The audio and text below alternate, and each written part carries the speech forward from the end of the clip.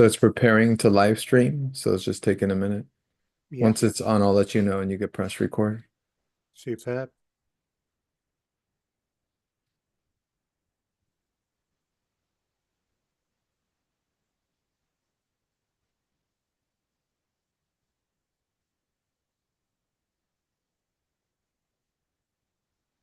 Are you getting things, darling, for 10 for live?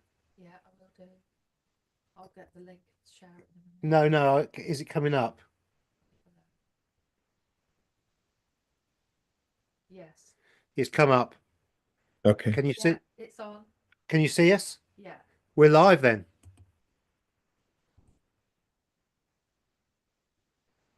I think Okay. we're live. Can you hear me, Gary? I can hear you. Can you hear me? Yeah. Superb. Okay. So I have us. I don't know. I can't have to turn the screen away. Let me see. Am I coming in an echo right now or no? Is there an No, echo? not at all. Perfect. Perfect sound for me. Okay. So then I'll leave it. Are you getting things, darling, for 10 for live? No, no. Is it coming up? Is it coming up and can she hear us? Okay. Can you hear us all right? It's come up. Okay. Can you see us? Yeah. Yeah, perfect. Everything's perfect. Are you sure? I hear an echo. Am I hearing her? Okay. No, I don't think so. I can hear you. Can you hear me? Yeah. Superb. No, it's wrong on my side. Hold on. Is it? Because I'm hearing my echo. I have to turn the screen away. Can you turn the volume down, darling? Am I coming in an echo right now or no? Is there an No, echo? not at all. Perfect. Perfect. Is it because you're playing your own self? Yes.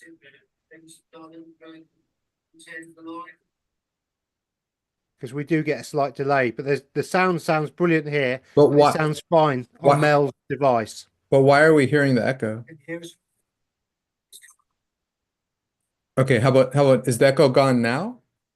I never had an echo, so has the echo gone for you? Not the echo, but that recording of us talking prior, is it gone now? It's gone. Yes. Okay. Just I put mine on silent, so I guess that's fine. Okay, I think we're good, Yeah. man. I think we're good. Superb, superb. Well, hello everybody. Welcome to Alternative Interactions. I'm Gary, and please introduce yourself. This is Maten of Miklan of Plutonic Planes. Thanks, Gary, for inviting me this time. We did the last one on my channel. We're doing the live on my channel, but we're gonna Yeah, put we're it on still doing a yours. live, but Yeah. this will go up on my channel as well this time because we've kind of worked out how to do the technical stuff a bit better, hopefully. So, and please, everybody, remember to like, share, and subscribe to Platonic Planes and Alternative Interactions. We do appreciate your support. So, I think that's the hard sell done, isn't it? Yeah. Okay, so I'm gonna just do a couple of quick things and then we'll be ready. Go ahead, Gary. Start us off with a summary, if you would, of Okay. what we're gonna go over today, and then I'll do a little light add to that, and then we'll progress forward. Sounds great. So, I think it was 2 weeks ago or so, we did our first collab together, and that was a really awesome collab. And we went down some real rabbit holes and came up with some new ideas and sort of like fed off each other amazingly well, which was absolutely awesome. But I didn't have any images. I hadn't worked out how to do it. And so I've been practicing the last few weeks on my channel, and we actually have some images. Now, what I intend to do is to go over very briefly some of the images from last that we spoke about previously, so that you guys can actually get the visual of what we're talking about, which will also be a little reminder and freshen up for when we carry on into the part two properly. Um, and as we go into the part two, we're going to be going on the same kind of sort of way, going on to look at planets, um, energy fields, and such like. And it's That's hopefully like going to take us technical terms. You know, they love it. very, And you should have seen my description. I was like, we're gonna talk about the things and the stuff. and then more of the and the woo and bits and pieces and the odds and the bobs. So things. it's great. No, and so we hope to take you on a magical mystery journey of interesting stuff. Metatron's cube again, we'll look into a bit more detail, and where that kind of leads off to potentially um, with Janus, which is quite an interesting one. And I've got some slides that kind of lead us into all of that, although they're not Janus related as such.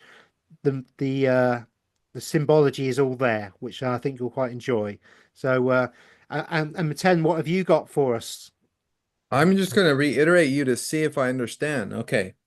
So you're going to take us on a journey, Gary, and you're going to take us through the sound frequencies, how they connect to the planetary rays, the seven Yes, color rays, how yes, that connects to the two competing, not necessarily competing, but the two frequency sequences of both the Fibonacci and the Chris code, and how they overlay a little, but they're different.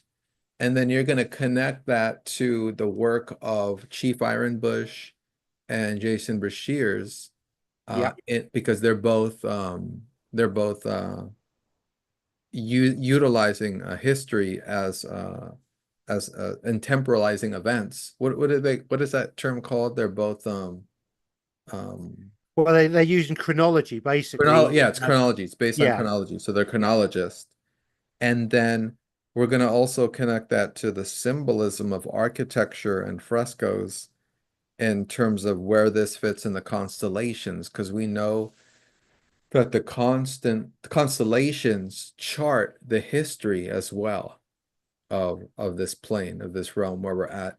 And we're going to discuss a little too about how the plane, or the reality, which the realm which we live in, is not necessarily neither flat nor globular, but rather a representation of the toroidal field. So in correct. essence, it's both. Yes, And how that also reflects the ecliptic in astrology's grid system of longitude and latitude, and how it projects from the prime meridian, and gives us the possibility to measure and chart temporally into the future or past where the planet alignments are. And you're going to connect that to 2040, which is the Phoenix, according to Archaic's work, Bashir's work. yep. And I don't have the chart today for the May 16th Phoenix event, but I did pull it for the September 8th planetary alignment. So maybe we'll peek at that. You're also going to connect the notes of the musical scale to the astrology chart, as well as the chart color frequencies. At least on my image, it has the colors as well. I don't know if Yes, yours yeah, does. yeah. No, it does, but Okay, it's two separate images as such. But we can show the both how they collate, and they're both the same kind of thing fundamentally because it's all waveform, isn't it? got it. And then you're going to connect it to, we're going to go further down the line and connect it to the gateways into this realm and out of this realm, and how these gateways are open and closed. Maybe a little about that. Obviously, we can't really go too much into that. No. We can only say, we could talk about Janus, Yes. and we could talk about that symbolism. I have a tapestry behind me. Gary has the Flammarion, as he went over last time. I have the House of Geminus by Nightbringer. This is a tapestry of, sorry, not Nightbringer, Achilles.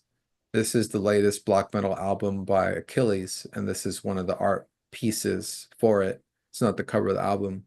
And then I will delineate some of the symbolism in relationship to Janus, the feminine, the masculine, and the gateways. And that's where we're going today. We'll see. We'll see if we can get through it all. This will probably go at least 16 hours, you know. If not 20. All right, let's do it. Start us off, Gary. Right. If you want to allow me to, I think, share screen, if we just start off with I a, gave it to you earlier, yeah, so yeah. So if we just start off with the first part of the PowerPoint, we can I can just do a brief overview so that you guys can actually get to visualize what we were trying to talk about last time, because it's so much easier with a picture. So hopefully you can see that. Can you see that, Mel? And so just asking somebody with a It's who's not behind share. me. I don't see it sharing yet. Don't see it sharing. Mm-mm. So share. Ah, there we go.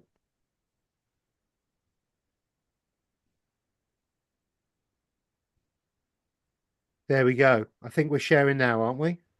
Yes, we are. Superb. So there we go. So what we have here. So what we have here is the Chris code and the Fibonacci sequence that we discussed last time. I've got my little pointer going, and as I said to everyone last time, that if you look at a snail shell, fundamentally you would not be able to tell the difference between the Fibonacci and the Chris code because they look virtually identical. And you can see here quite easily that they do very much look identical. But the key point that we were trying to get across last time was in axis 7, we actually have a split. And this is a timeline split that I think we're now beginning to see. And axis 7, I believe, is also linked to the 7 planetary alignment that we've just had recently. And so I don't think it's coincidence that axis 7 is the split or the beginning of the true split of the time wave or the timelines that we've got. Now, we'll go into this in more detail later, but this connects, I believe, very much to Jason Archaic's work and some of the work that Chief Ironbush has done, as well as Sonia Testament of the Tree of Knowledge, when she's spoken about this as well. And what we have is the split happening, and I think that axis 8, axis 08, is actually 2040, when I believe the Phoenix event that Jason talks about is going to happen. And obviously we can go back to this if we want, but I think that the gap between the Fibonacci sequence and the Chris code spiral will be so great that those that are on the higher vibrational frequency that have the ability to get out of here will be on the Chris code or crystal spiral, and those that are going to see the 2040 Phoenix event and the other events potentially that are going to happen within the last quarter of this segment that we're in currently, and we'll go into that in detail later, will be in this Fibonacci, which is actually the daisy of death. So again, everyone, you can screenshot that or pause the video, and so you can actually have a good look at that and try and see that in the future. Did that make sense, Maten? I have a couple questions, not necessarily for you, but just to put out there. Yep. One is when you said that at this year the planetary alignment occurred, and that may be no, sorry, for 2000. No, yeah, you said for now, right? The next axis switch is symbolic of the recent planetary alignment. Now, Yeah. my point is two. One is we know that from studying the history that there's been a war or a competition for this realm, for the ownership of this realm between Saturn and Jupiter. We see it in the religious symbolism, we see it in the linguistic symbolism, we see it in symbolism in general. And you said planetary alignment. Now we know that the planets are, chained demonic beings that control this realm through layers, each kind of ruling an elliptic or a concentric sphere, multiple layers of spheres around us in this realm, in this inversion of another version that's more natural, which could be corresponding to the crystal spiral. So when these spirals meet and or when they separate, like in terms of the alignment, what is happening? Are there things also happening in the stars that are causing this separation? Or in other words, are we riding out those of us who are riding on the crystal spiral, are we riding out of the planetary sequence somehow? Does that make sense? Are we being supported by the stars, or are we being supported by planets that we cannot yet see? Well, I think it's a mixture of that, and also what I think it is we are going into a different dimensional plane.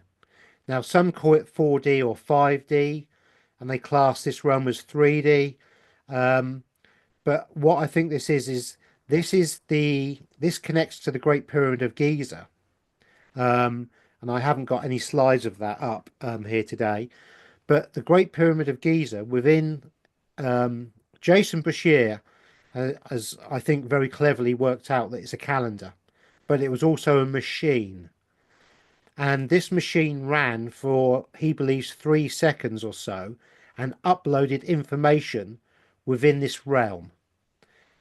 But part of the information within that realm that it uploaded was the Fibonacci sequence.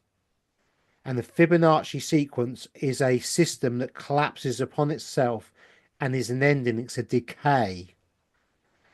Now, how clever would it be if the Fibonacci sequence was placed within the pyramid to upload into this sequence so that at this point it gave the souls who vibrated at a high enough frequency potentially to then have the opportunity to ride the wave of enlightenment and therefore get out of here, and those souls that have yet to learn, grow and develop to the correct level would have to go back round again.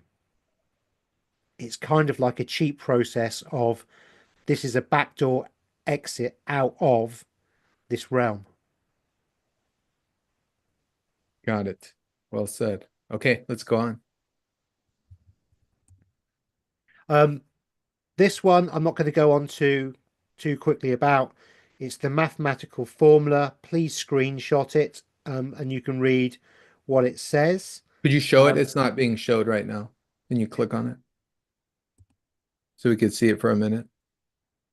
Is it not showing? It's not showing. It's still the old one. Oh, how do we do that then?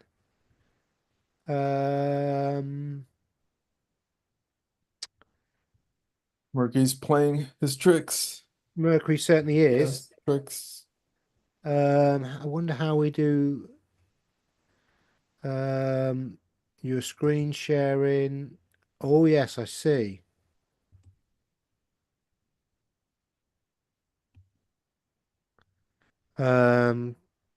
No, it's not that. I wonder if I escape. No, what's this? You could stop share and then you could share again. You could try that. Yeah, stop share. Mercury, I tell you, Mercury has really been retrograde, has been playing some real games recently. Venus is not helping either. She's in the underworld. Mercury with Mercury. Right, that's it. I'll have to do it that way. That's There we fine. go. So this is the second one, and this please, it's just a case of screenshot this if you want to. I'm not going to go into it too deeply because the next slide is better, but it shows the crystal spirals sequence in numerology and the fib of no chi cycle in numerology in numbers, and it's got a description. So, 5, 4, 3, 2, 1. Please do that because the next slide. How do we get to the next slide?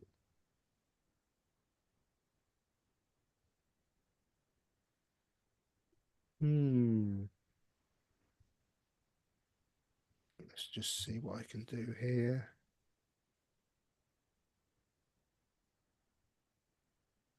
Okay.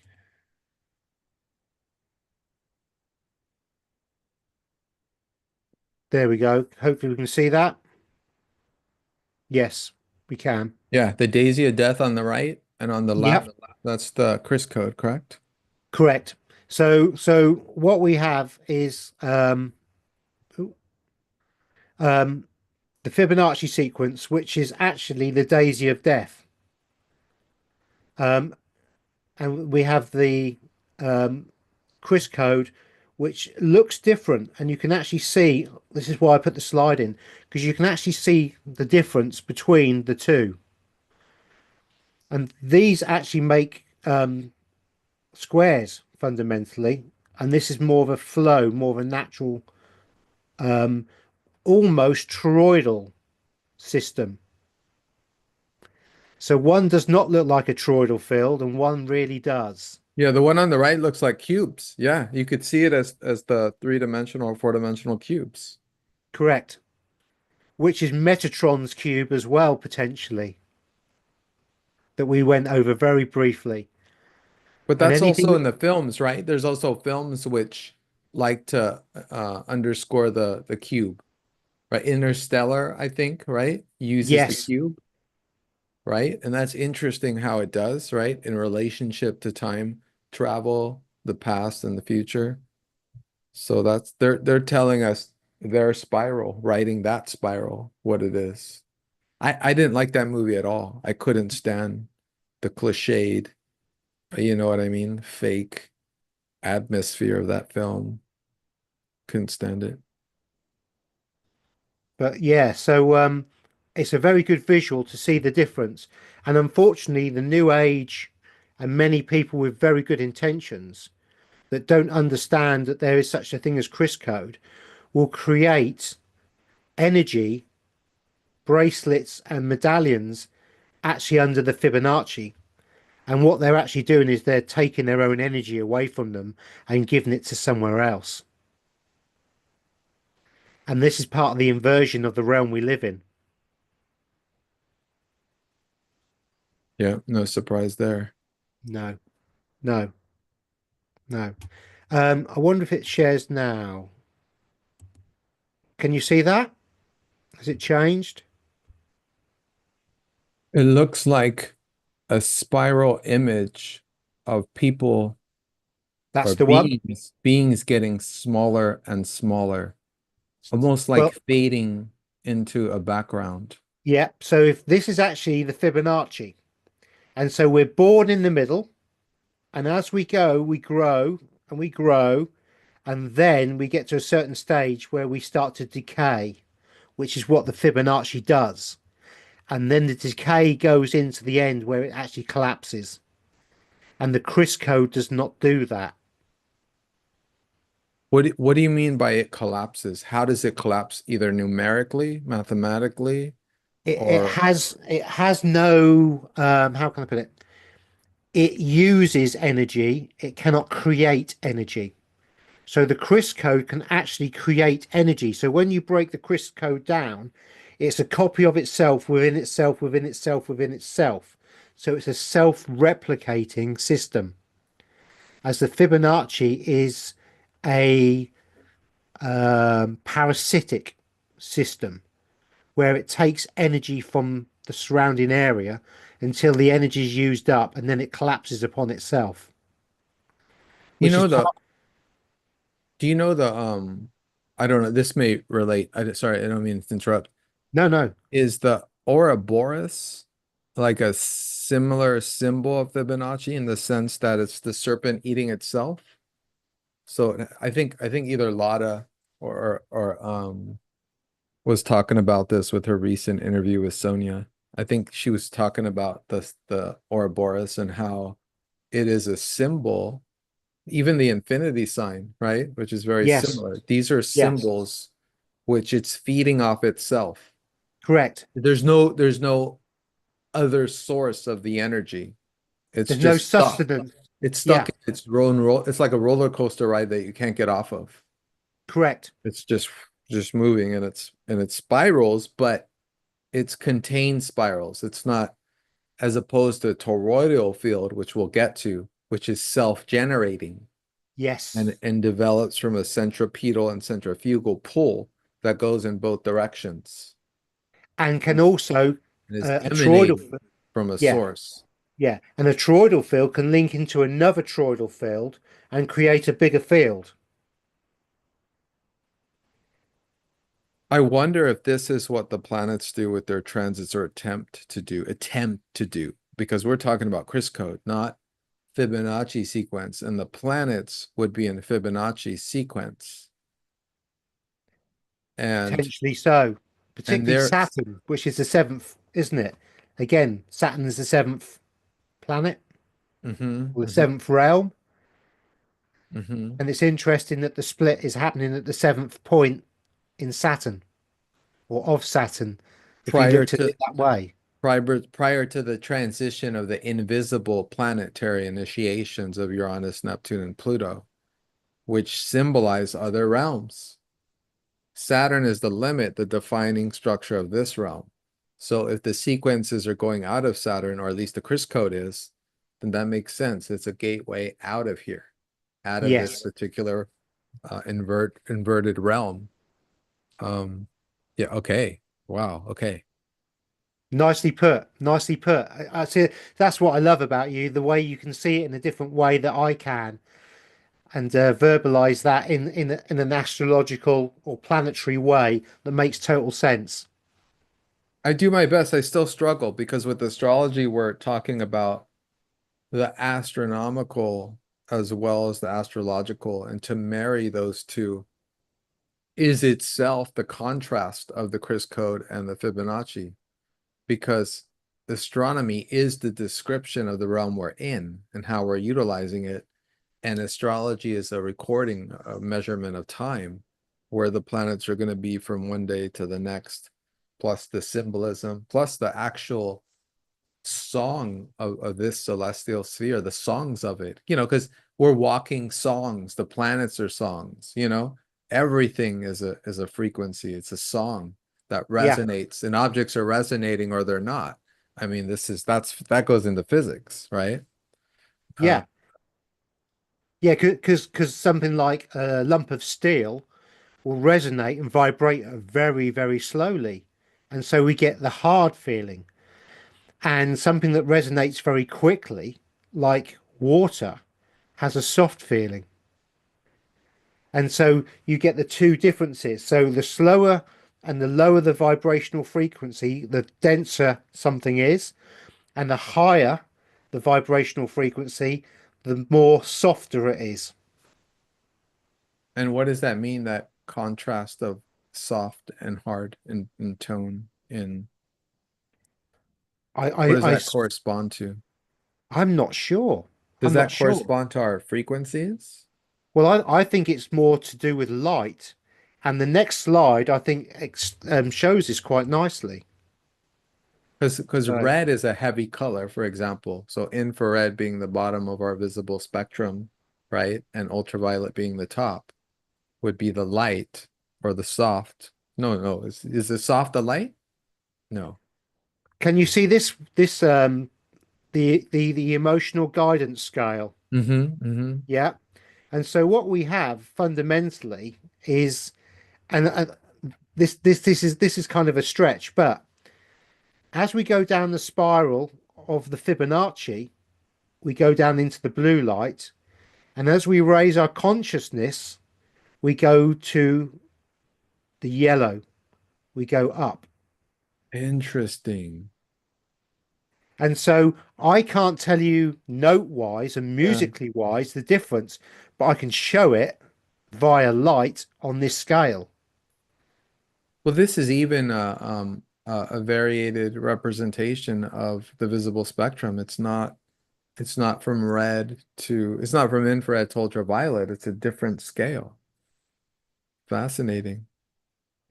But this also, I believe, because we spoke about this last week briefly, and the coalition between the planets and how they affect us via the sun's light rays. And something that I knew I had it before.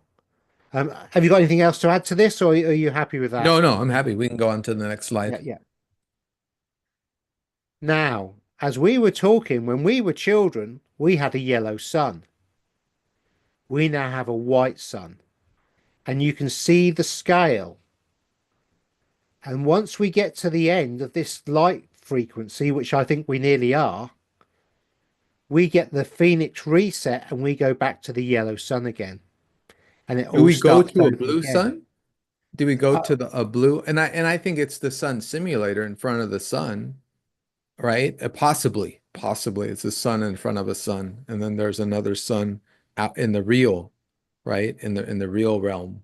We're in the false contained realm where there's some kind of perhaps, sun simulation of a sun. Is it going to turn all the way blue? well, we're at white at the moment, aren't we?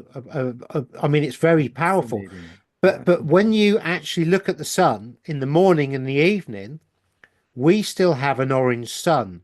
We have an orange sunset and we have an orange sunrise. And this is, Sonia believes from the Tree of Knowledge, and I actually concur with her on this. This is the suns from the realms either side of us influence, and then during the day we have the sun simulator to give us light where we wouldn't have it before. Yeah, her and Lada were pretty much saying that, and that was said in the past. But I also think that the light frequency from either a, I mean, I don't believe the sun that we've ever had in this realm is actually a real sun. I think it's a construct or it's a, how can I put it? I think it's a reflection of the energetic energy we have within this realm, and the light of the sun reflects the energy within the realm. And somebody, one of the ideas, which is a very, very interesting concept from Martin Ledicki from Flat Earth British, was that we actually live in a kind of fascia, a battery. And that's why when we get the reset with the Phoenix event, we get lots of red dust. And when you charge a battery will produce a red oxide off it. And the sun is just a reflector of the stage in which we're in as a time, almost as shows us the time of where we are within the scale of when we get the next reset and the big reset. That last part again? Well, we're potentially in 2040 going to get a very big reset, aren't we? Hmm. Which will then lead to, in 2178, the total reset into the beginning of the new realm, the new cycle. And so at some point, that new reset means a recharge of the battery. And so that's why we have red dust over Australia and such like, because the battery or the realm needs to be recharged because the Fibonacci has taken away the energy. And it's likely, and Martin suggested this, that they use the human souls that are left within this realm to power that charge up before coming back into it and starting the cycle all over again. Yeah, that makes sense. I was gonna maybe it's a good time to mention this. I was rereading the history I didn't bring it, oh, it's over there, but I was rereading the history of the Sola Busca Tarot deck, which has a very specific history to it, and they were discussing in the book that our souls live at least 10,000 years. And then so I can't remember, someone may have even calculated the usual amount of incarnations we have, simultaneous incarnations, right? Because we know that time is at least how it's conceived in Western culture is a fiction, right? It's Yes. something plastered on, it's a frame, because really when we go into other densities of awareness, there is no time constraints. We could talk to anyone from the past. We could talk to ourselves in the future, and we can go back and forth through doing healing work or just getting messages from the past and the future. So there's something about understanding how not only can we do that, but the editors can do that as well, to the point where they even can.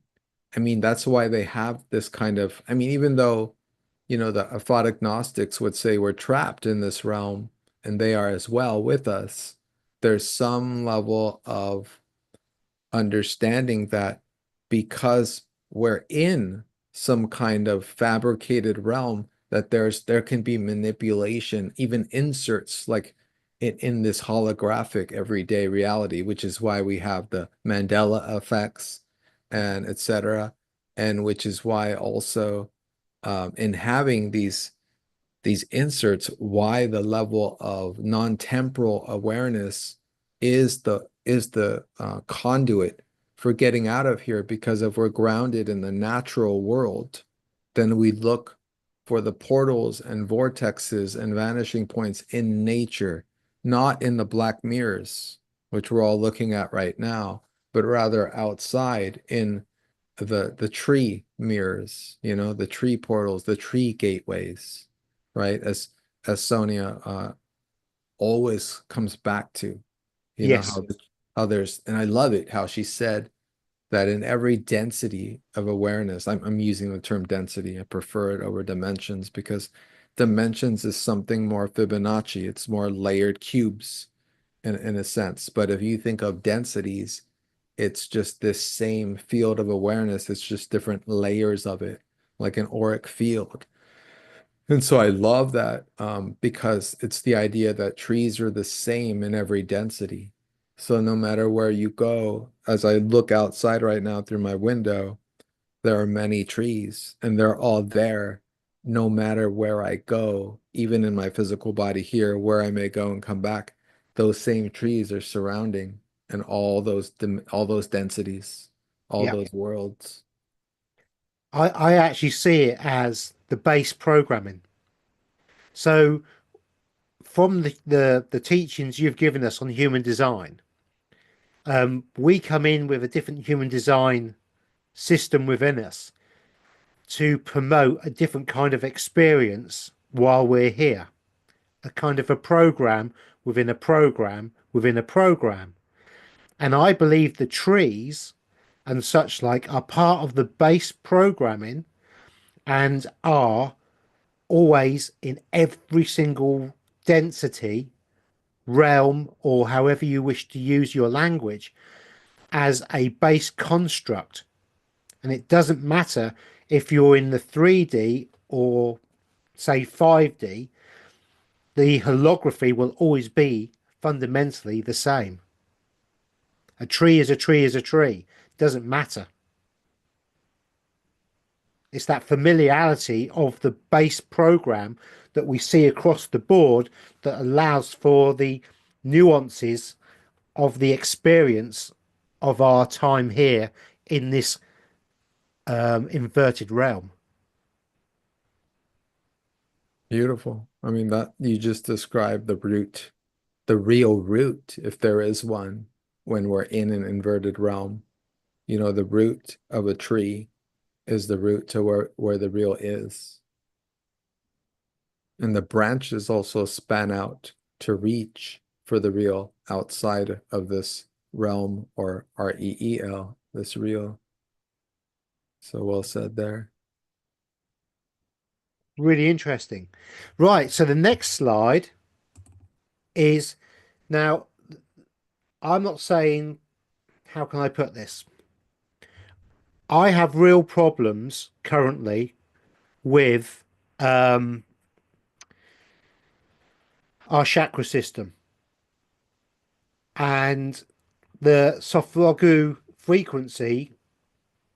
This is just to show the light colors again, which related to the spiral going up and the spiral going down, of the effect that light has upon us in the bodily form. And I don't want to get hung up particularly on this, but It's very interesting that we have hertzes or frequency, music, hertz, or associated to different colors. I Right. mean, I don't know how you feel about that, but that's my this is just purely to as a visual to show that um, different sound waves or vibrational frequency waves of the color spectrum have a different effect on the human brain and body. And I think that links into the planets at certain times when they're in retrograde or not, where their energy frequency changes, which is why it affects the body so much, because the hertz changes very subtly, and so we then feel it.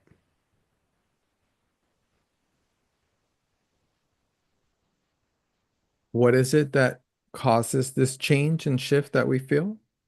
Light, I believe it's a light frequency, it's a vibrational frequency of the light coming into us. Because light is a frequency and has a harmonics, it has a hertz. Just as the sun does affect us, so do the planets. So, right. So we got on this a little last time. So, Yeah, we did. But this is a more of a visualization for people as we spoke about it.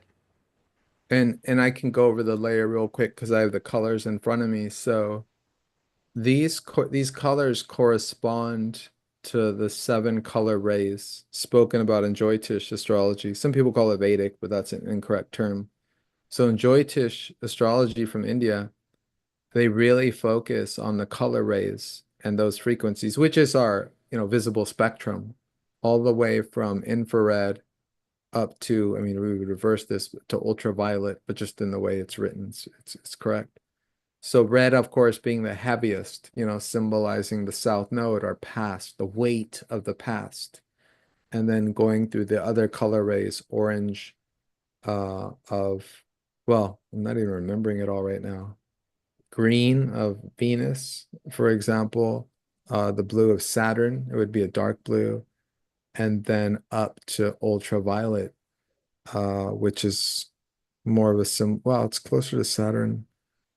I'm not even remember what violet is, but this is the color spectrum that, yeah, as in medical astrology, it affects us. For example, if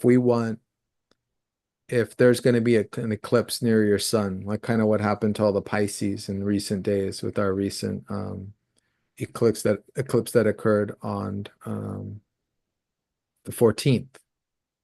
If you wanted to have vitality during that time, then you can just put water in a red glass, for example, and it'll give you extra. Like my voice is really messed up today, so I can add some red color ray vitality. But all these color rays, yeah, they affect us all the time.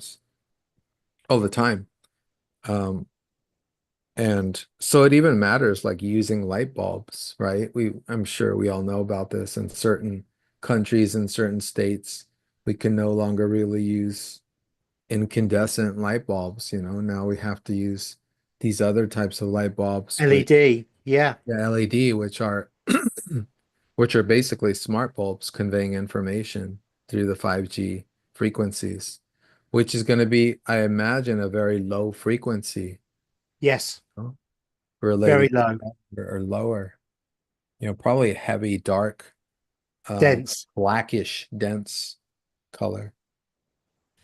Very interesting how they use that kind of system against us, isn't it? So we're talking about frequencies and music. Now, I came across this a while ago, and it shows the music that relates to the star sign.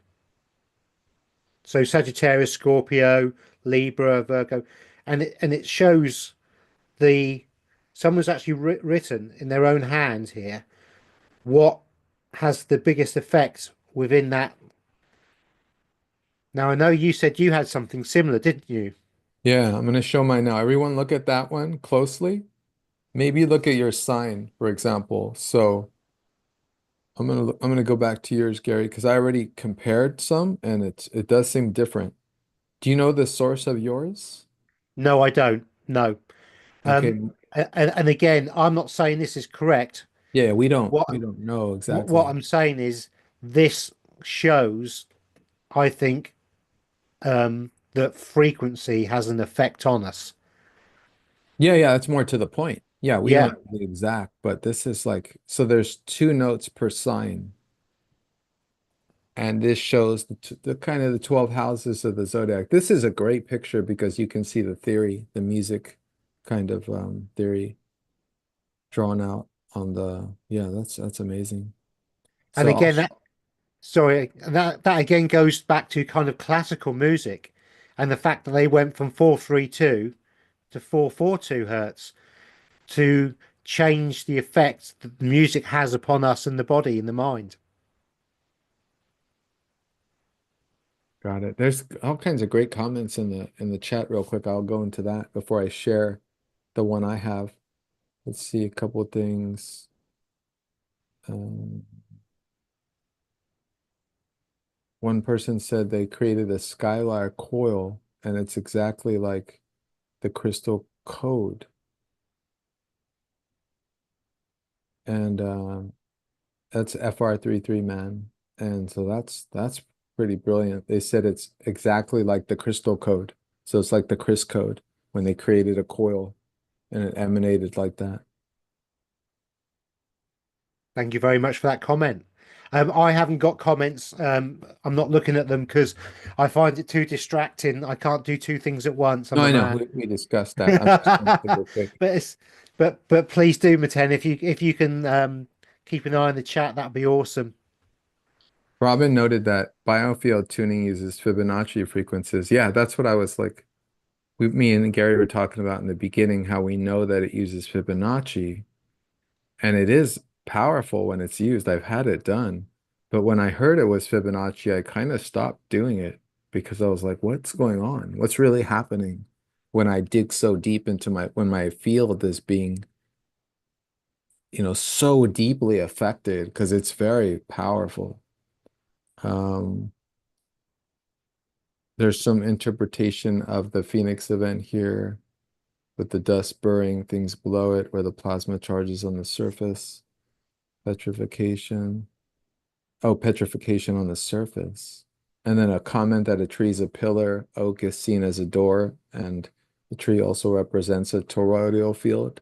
Yeah, It it's a does. living thing. All living things are going to emit because they're really living as opposed to not. It's interesting. The toroidal field of a tree actually comes off the trunk. Fundamentally, it's mostly off the trunk. So it's the bit between the leaves and the root, and the pillar is the toroidal field, which is the toroidal field of knowledge. And the pillar, obviously, back in the olden days, when you went to a library, you didn't read books, you read the pillars because the pillars had the information on them.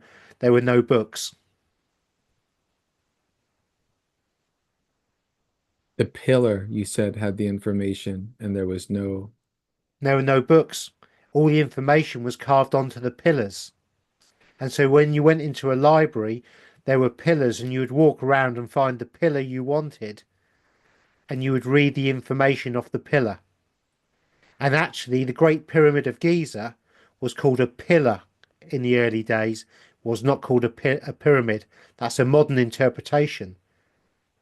And the Great Pyramid of Giza had 144,000 limestone casing blocks, and each one had information on it.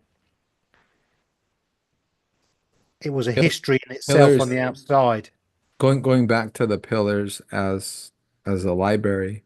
There's also the term pillars of the sky, which could relate to holding up the sky, right? Or climbing up to the sky. I think there's a lot of meanings for that because that's in Masonic symbology. And yeah, and that's fascinating because well that goes into the idea that trees are computers. You know what I mean? The real computers. Yes. Yeah, the real brains of the realm, the real, yeah. because also there is a theory which I came up and I've seen it elsewhere as well, that the Great Pyramid of Giza is actually the Tower of Babel.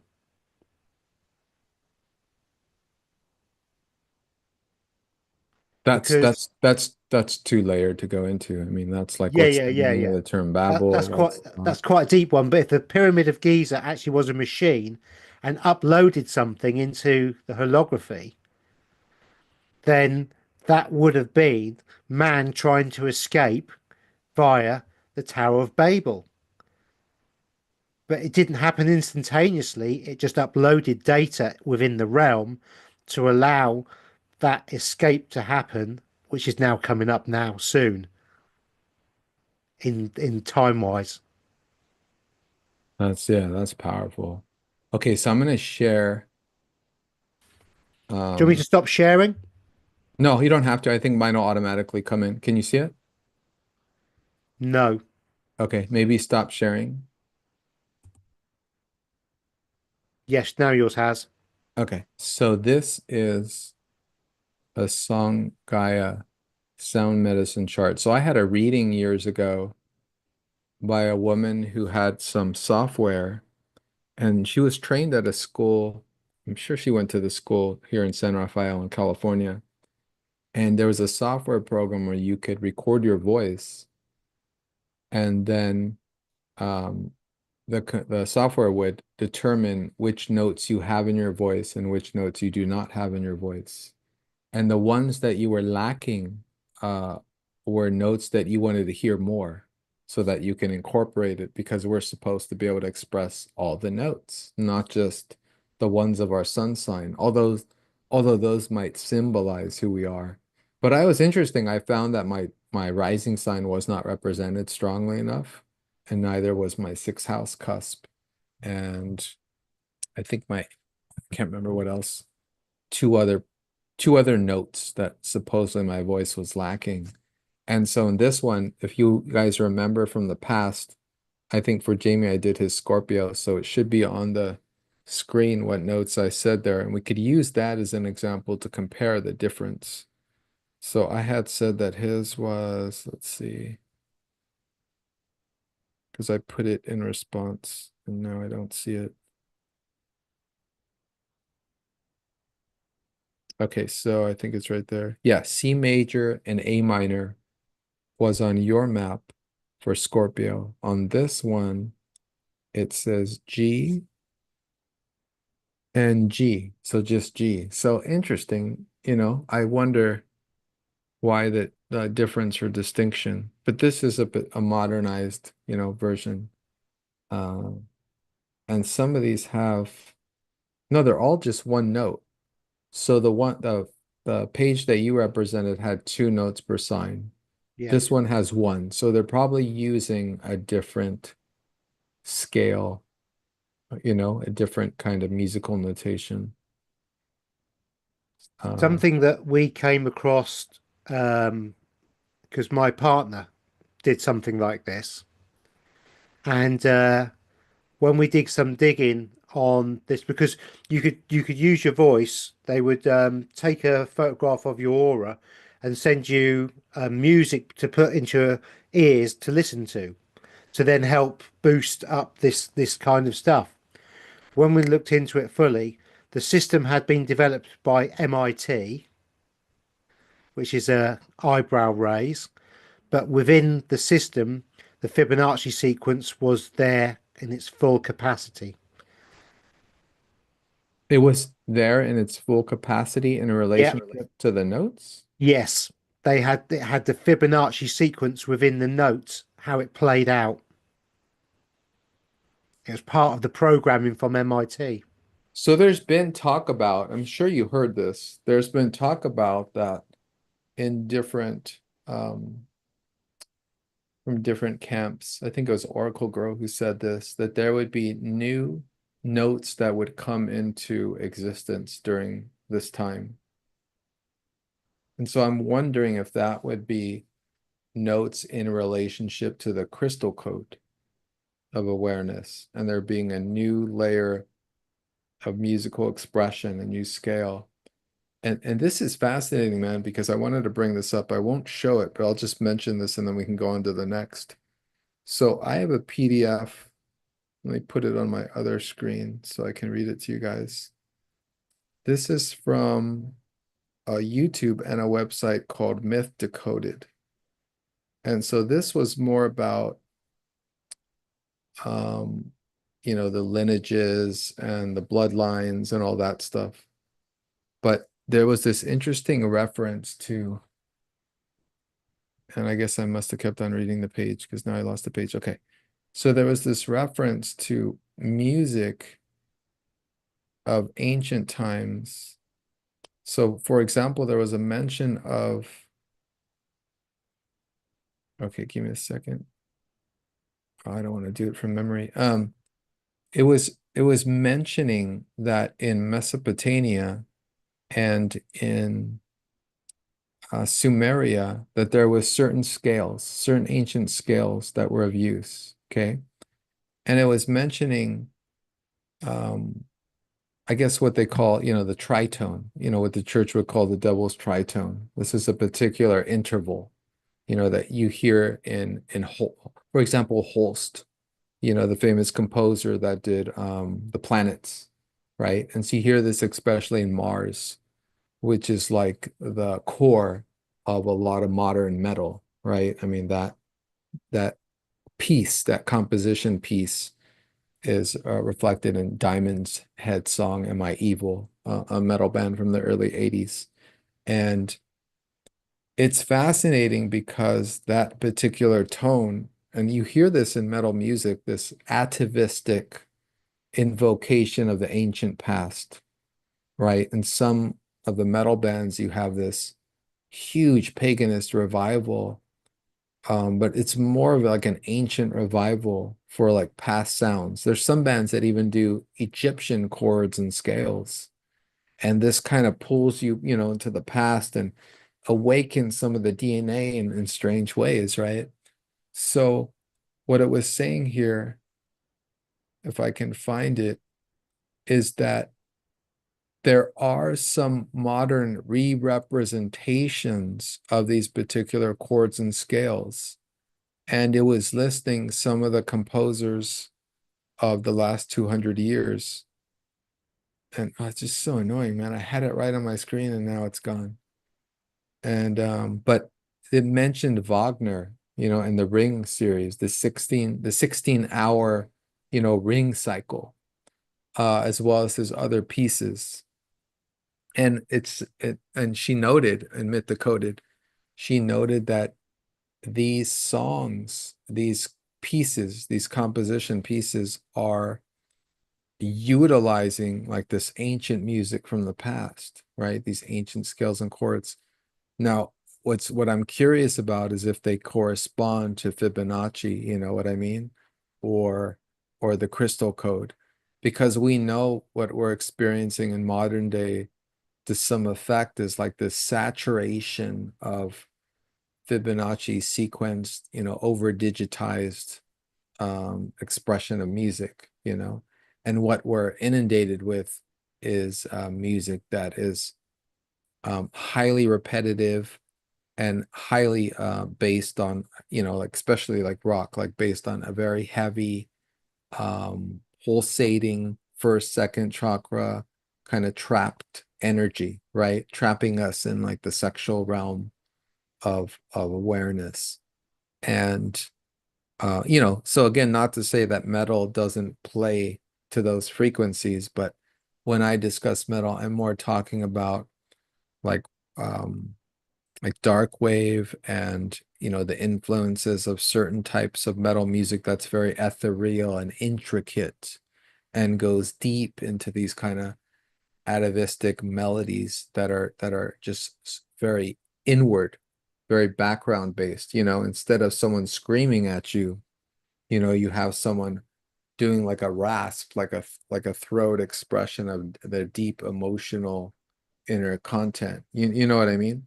Yeah. And so it's a different expression of pain, and what it is to be human, because pain And this kind of, I don't know that everyone agrees with me, but in some sense, when you're stuck in these lower frequencies, um, the heights of joy, of ecstasy, mirror the depths of pain. So in other words, if you feel great joy, then you're going to feel the great absence of that, the great emotional depths in correspondence. We feel both.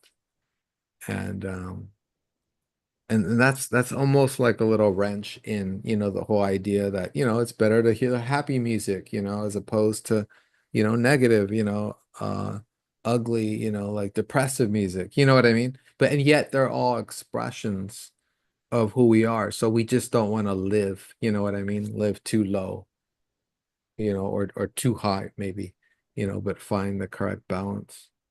Well, isn't it that love and hate, both emotions, are actually very close to each other? Well, the two sides of the same coin, right? I There we mean, go. that's why the true key to this realm is authenticity, not love, but authenticity. Just being what you are, beingness. That All right, middle yeah, cool. ground we spoke about last time. Yeah. Yeah, yeah. Go ahead and you can share the next. I think I have to stop, right? You just go ahead and share and it'll cover this. Let's see if I can. Uh, right. So the next slide is DNA. And can you see that? I'm trying to find my other that one slide I wanted to share before now. Oh, it's so annoying. Now I can see yours. Yeah, Yeah, yeah. yeah, I can see it. So the next slide is based fundamentally DNA, and DNA is in a waveform. And when you cut through this waveform, you fundamentally get what you see on church windows, the round church windows, which is a frequency band which churches and cathedrals would have pumped out via the organs and the bells to maintain the high frequency of the people during Tartarian times. But it's still a waveform, it's a frequency, it's a sound. Everyone should put on Passaglia by Bach and hear that organ sound, and in the grand cathedrals, right? Because that sound is like what you're showing here. That Yeah. piece by Bach is so incredible. It's like a 14-minute piece. It's called Passag. I think it's C minor, Passaglia in C minor, something like that, and it's so elevating, you know. But I just wanted to show the DNA side to show the connection between us and the realm and that we are all of one. There is no disconnection from what this realm. We are this realm and the realm is us, Now you're saying that about which particular realm? the one we currently are in. And so But that all realm is us as well. This realm is yes, us as well. This kind of Fibonacci realm. yeah, because it has to be a reflection of us because we're in it. So And where are we at in it, and where are we at in it? well, it depends on your state of mind and your frequency level, doesn't it? Upon that, because when we get ill, we get dis-ease.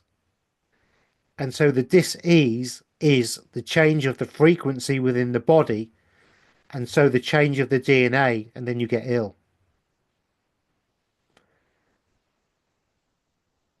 Is that in when you say it's us, are you saying because we could also imagine the chakra system, right, as a foreign installation, as like CD players, right? Sound Yes. frequencies, like seven major sound frequencies.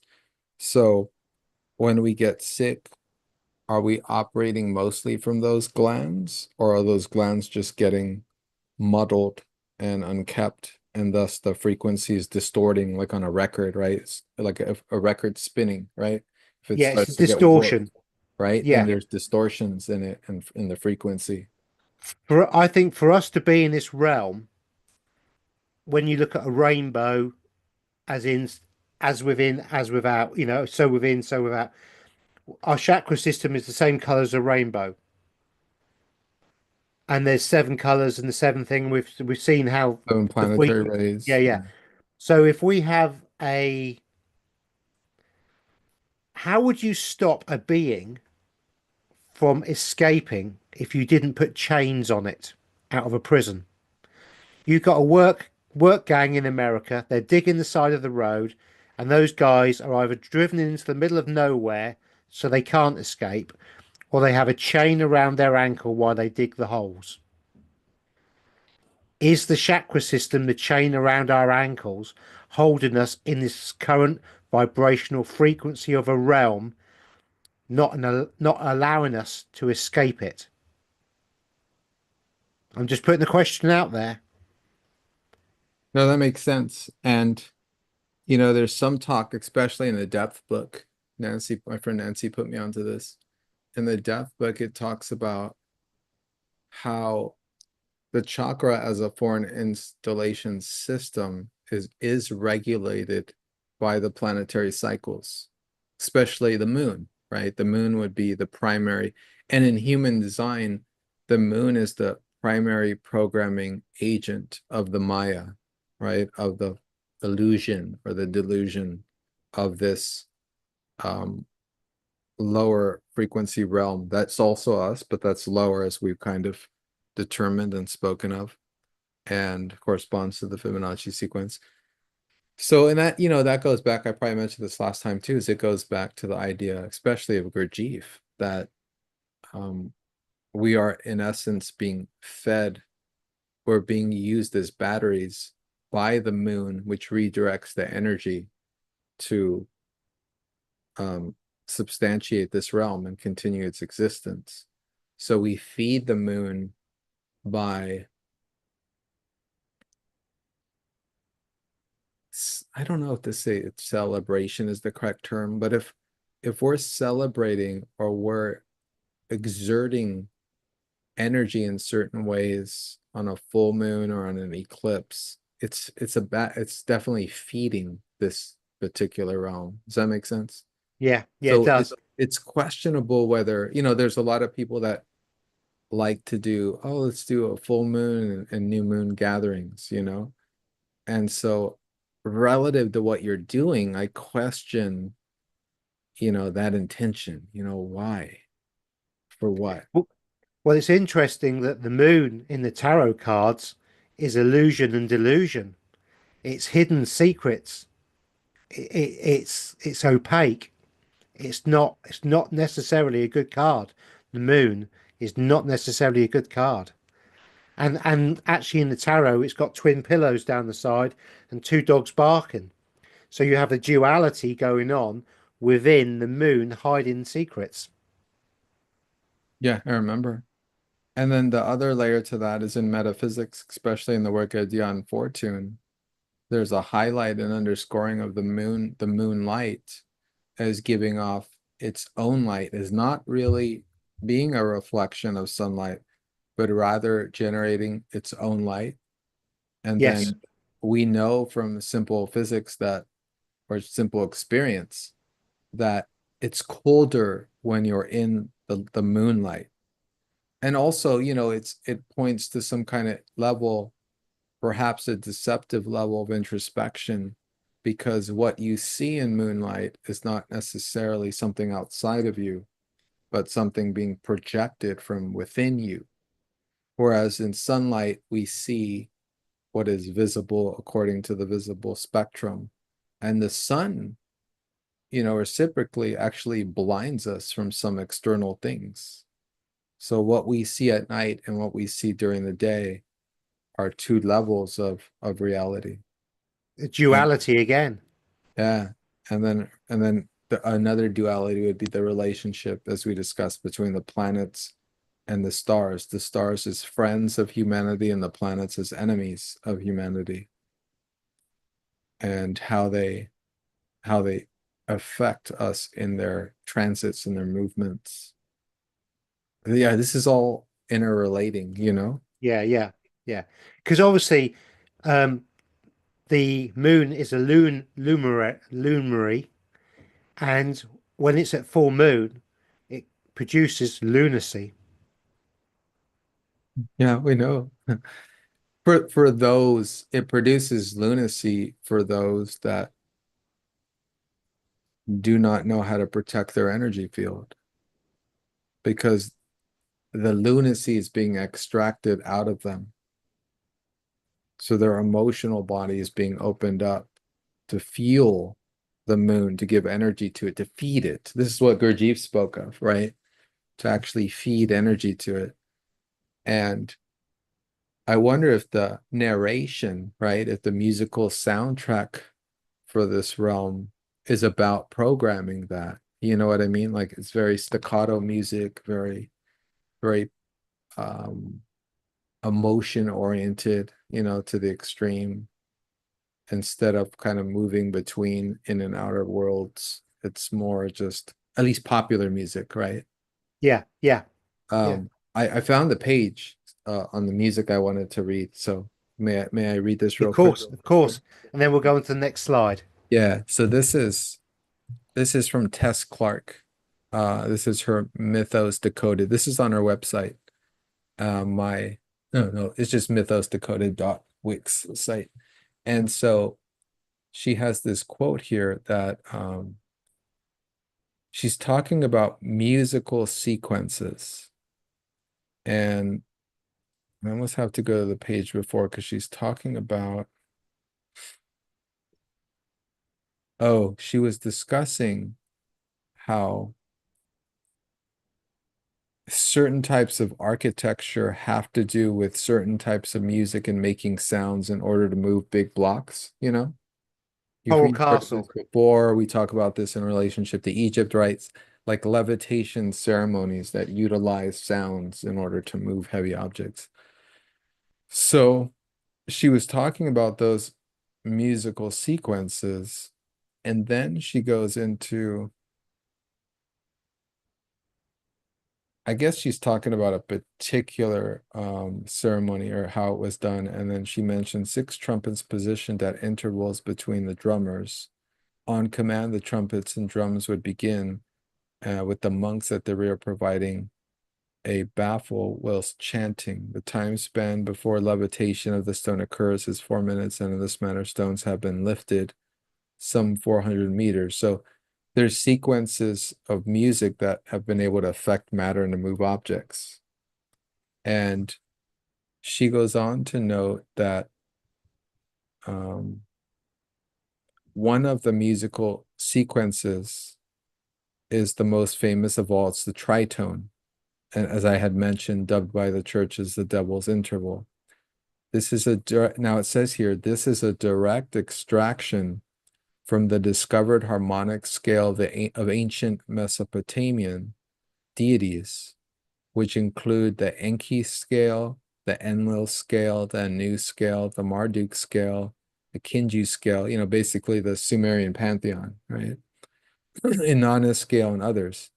No composer has done so much to preserve the legacy of this type of, I guess originally in the article, I'm kind of extracting from the article, but it's talking about Lord of the Rings and how Lord of the Rings was based on real history, right? Real beings of the past, actually based on around 4000 BC. So Sumerian based even, in ancient Mesopotamia. So it just notes that this music still exists today to some effect with the 4-part Nibelungen's ring cycle, Wagner, the Rheingold, the Valkyrie, the Siegfried, Twilight of the Gods, and it notes it as coming from Burgundian folklore. I don't know, I've never heard what that is, but derived also from Norse mythology and the Volsunga saga. And so it's just a fascinating note because we have Wagner's music, you know what I mean? And you can listen to it without the singing, so you can actually hear the intervals being used.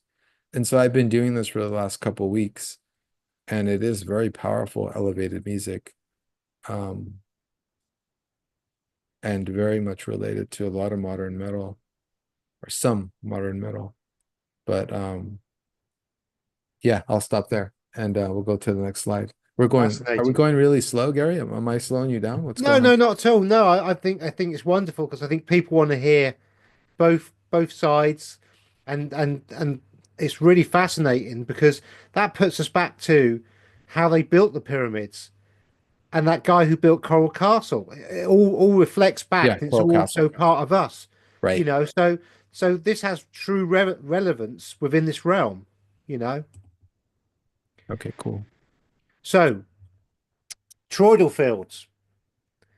We have something called the galactic heart, our heart, and the Earth heart. Now, I'm not sure about the Earth heart shown here, but I just want to show that I think we're all connected via toroidal fields.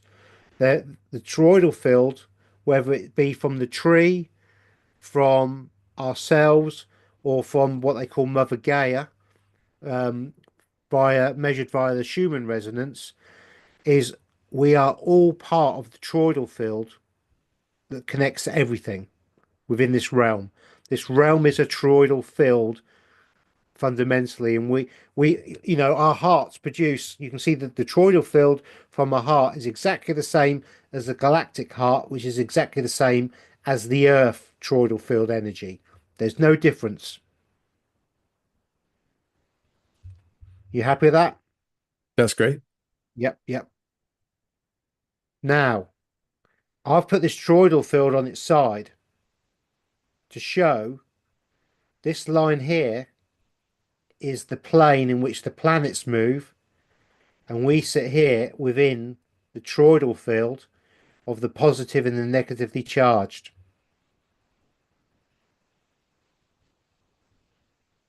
Does that make sense? So when we put a toroidal field on its side, obviously when it's up, you know, at 90 degrees, when it's going up and down, you can't really see it. But when you actually put a toroidal field on its side, we have this plane of inertia, and we are told very clearly that all the planets are on a single plane. And I shall show you that in the next slide. But what does that mean? What does this mean? Does that mean that the planets are like mini toroidal fields, or are they part of the greater whole? I think they're mini toroidal fields. Now, some say there's a cosmic donut, and within the cosmic donut, through this, we have the flat plane of inertia of our current solar system. But it's very interesting that this says that we have a 26,000 year cycle. And if we follow Chief Ironbush's work and Jason of Archaic's work, Chief Ironbush has worked out, and I concur with Jason's math, that we have a 25,944 year cycle,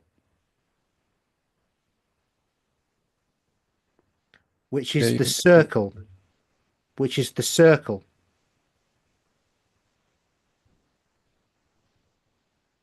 So if you in religion were to take in Christianity, we often have a circle, and the circle split between into four quarters. Now, I think, and Sonia said this as well, that we're in the last quarter of this 26 or 25,944 year cycle. And the reason why I'm saying it's a 25,944 year cycle is because we have, or Jason has worked out that we have um, divisible by 138 years, not every 138 years, but we have major resets in 138 year periodicity cycles. And 25,944 years is actually 188 138 year cycles. And when you look at Jason's chronicon, in 4309 BC, there was a major reset. And if you follow it all the way through and take it that we're in the quarter, it's in quarters, there's 47 138-year periods. And that takes us precisely to 2178 AD, when we end the 25,944-year cycle and we go back again to the beginning. Does that make sense? It does. Two questions. One is, I think everyone will need to see it visually, but it basically just imagine a circle with the cross of matter, and the time sequence that Gary talked about, it works out splitting by way of 4 sections up to the 2107, which was Jason's chronology. And so there we have part of the math.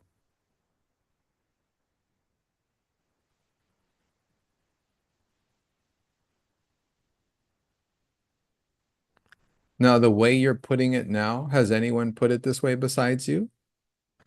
Into a Chief circle? Iron, yeah, Chief Ironbush showed it as a circle, but I wanted to see how Jason's maths worked with Chief Ironbush's math, because obviously Jason's come up with a very good, very detailed chronology, and Chief Ironbush has used his understanding of the planets and where certain stars or planets will be at certain times to work this out.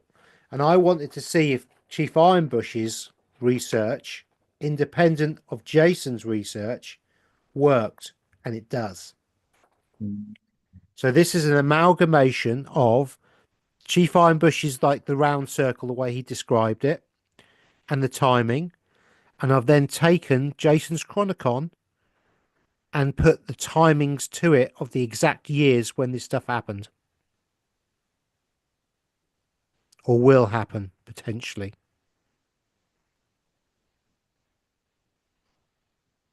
Yeah, it's fascinating. I have nothing to add to that. Human design does not add specific, it does, actually it does add very specific years for the right and left angle cross destinies of humanity.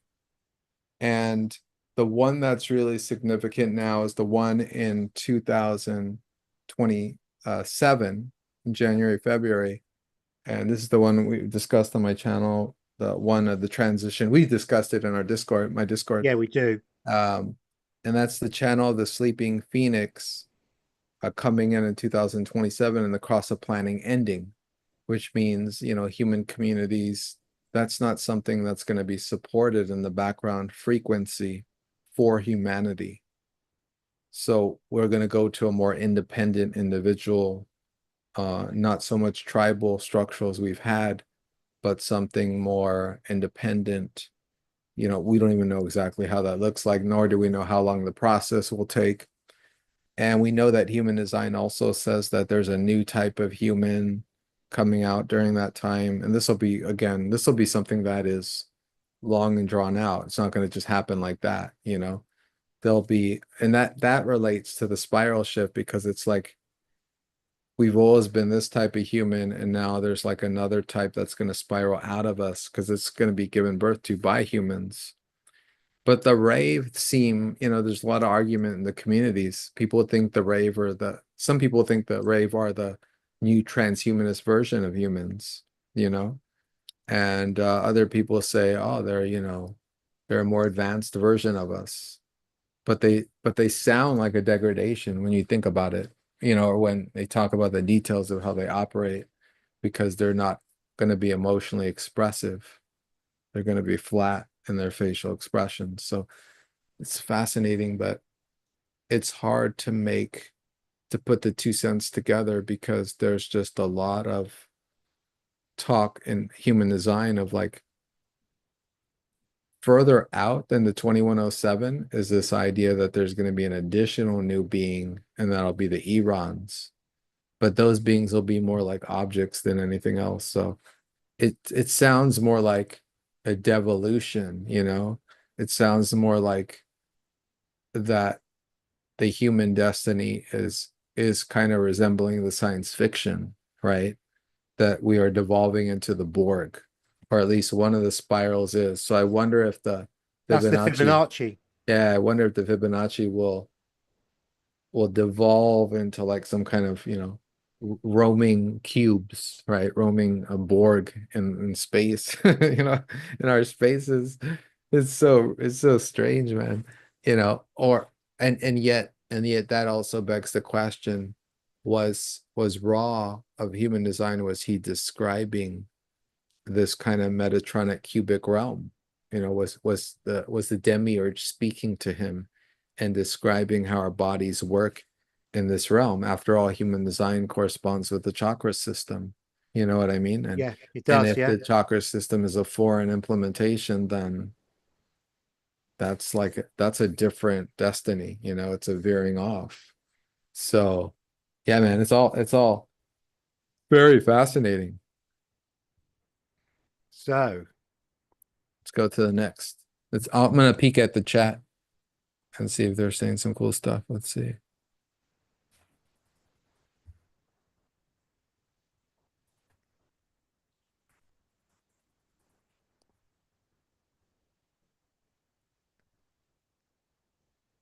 hopefully, we haven't lost too many people in the kind of tangents and such like we go to, where because everything is like a spider's web, and trying to put the spider's web together to make sense is quite a difficult thing.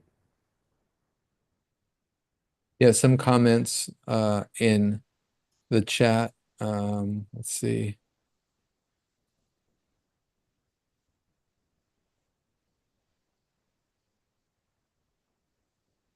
Someone is saying that the moon is more of a signal of where the cycle is. I don't understand that, but it's interesting. I'll keep that in mind.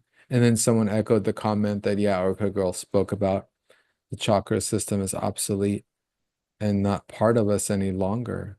I think even like, yeah, and I think Sonia on Sovereign on Lotta's channel, Sovereign Key, in their last talk even spoke about how she doesn't even see it on people hardly anymore. Like it's Yeah, just coming off of them. yeah, Fascinating.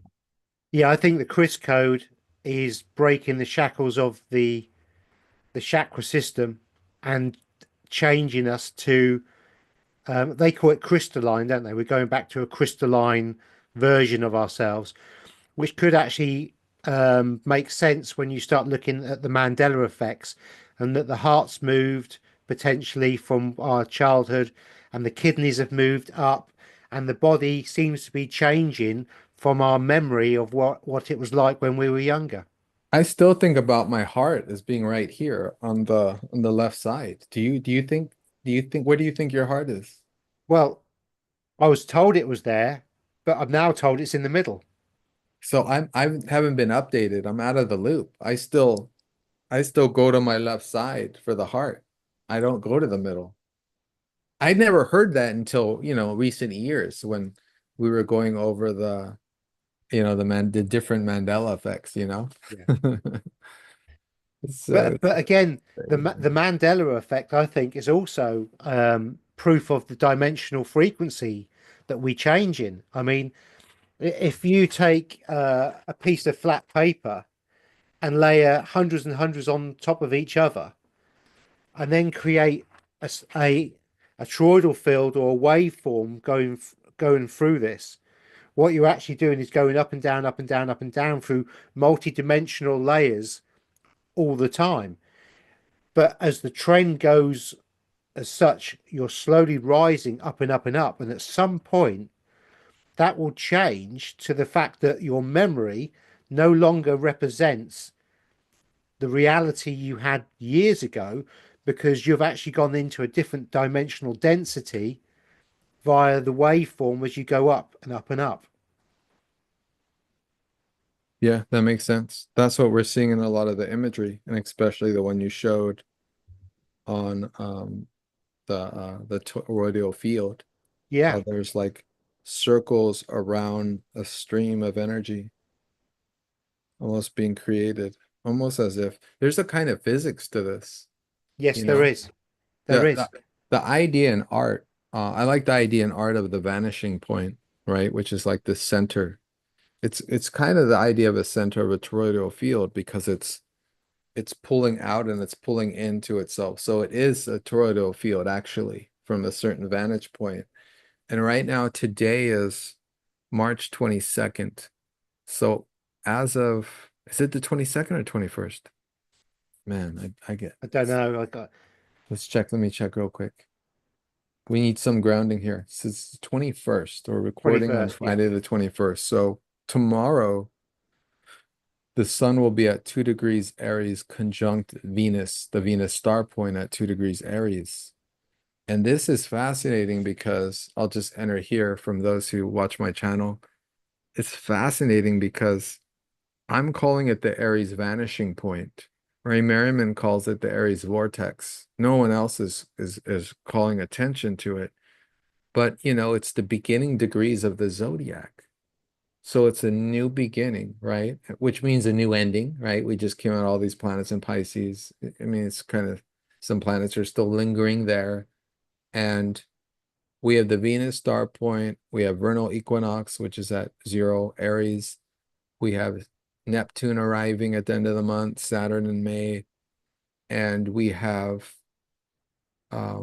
basically this point where all these new things are entering in, but because Neptune is framing it like with rose-colored glasses or kind of mystical, you know, hazy, unclear, um, just a lack of really knowing what it is we're seeing or not seeing, what is real or not real, what is emerging or what is disappearing.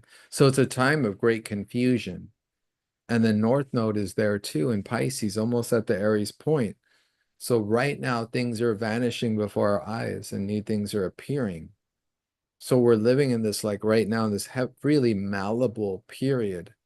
And I wonder if it's one of those, you know, moments where if we want to slide off the spiral in this direction as opposed to this direction, we can, you know, it being uh not just vernal I mean, we know the calendars aren't completely accurate, but what's kind of accurate is what we put our attention on energetically to some, you know, to some degree. So it's very powerful. This you're showing here, are you this is not necessarily a snow globe, but it's the toroidal field. Is that correct? Yeah. I think that our frames of reference were different back then to they are now. And when we look at this now, we go, oh, it's a snow globe, it's a flat Earth, it's what, you know, blah blah blah. But it's not. I think every single ancient culture was showing the toroidal field that covers the realm, the flat inertial plane within the toroidal film a field, and I think this is all that we're seeing. You Yeah, know, and I in agree, man. Islam we have the Earth, and then we have the planetary alignments going up to the seventh one, which is Saturn in layers. Yeah, that's the one. That's the one that shows what I was talking about, right? Yeah, How this realm is contained by all the different orbits of the 7 major planets. Now, the outer planets, you know, the invisible planets to the naked eye, Uranus, Pluto, and Neptune, and whatever other black planets rage, you know, beyond that. Um, those are chthonic. Those are representative of, at least Pluto is, of Yog-Sothoth from the H.P. Lovecraft mythos, but or history rather. You know, these are other types of worlds, yes. worlds Th- outside. These are external forces pulling on us as well. Mhm. But I wanted to show this to kind of change the mindset on what we're observing here is actually toroidal fields. They just could not didn't have the word toroidal field. They didn't have that kind of language at that time. But what they have drawn is toroidal fields because they're all balls, they're all circles, you know. above and below. They're just round circles, which is a toroidal field. And here we have a toroidal field with the ether or the earth. I mean, it doesn't really matter, but it just shows the cyclic event of the toroidal field, and it circles in this particular depiction, which is no different to the circle on this depiction. Both are toroidal fields. Yeah, that's what it is, man. That's what it is. It's not easy to explain that these days, because it's just, our language is so co-opted and controlled that we can't easily interject into an argument. Hey, I don't buy the globe and I don't purchase the flat, but rather it's a toroidal field of energy, that is emanating a field that looks like a globe, but we experience a flat plane.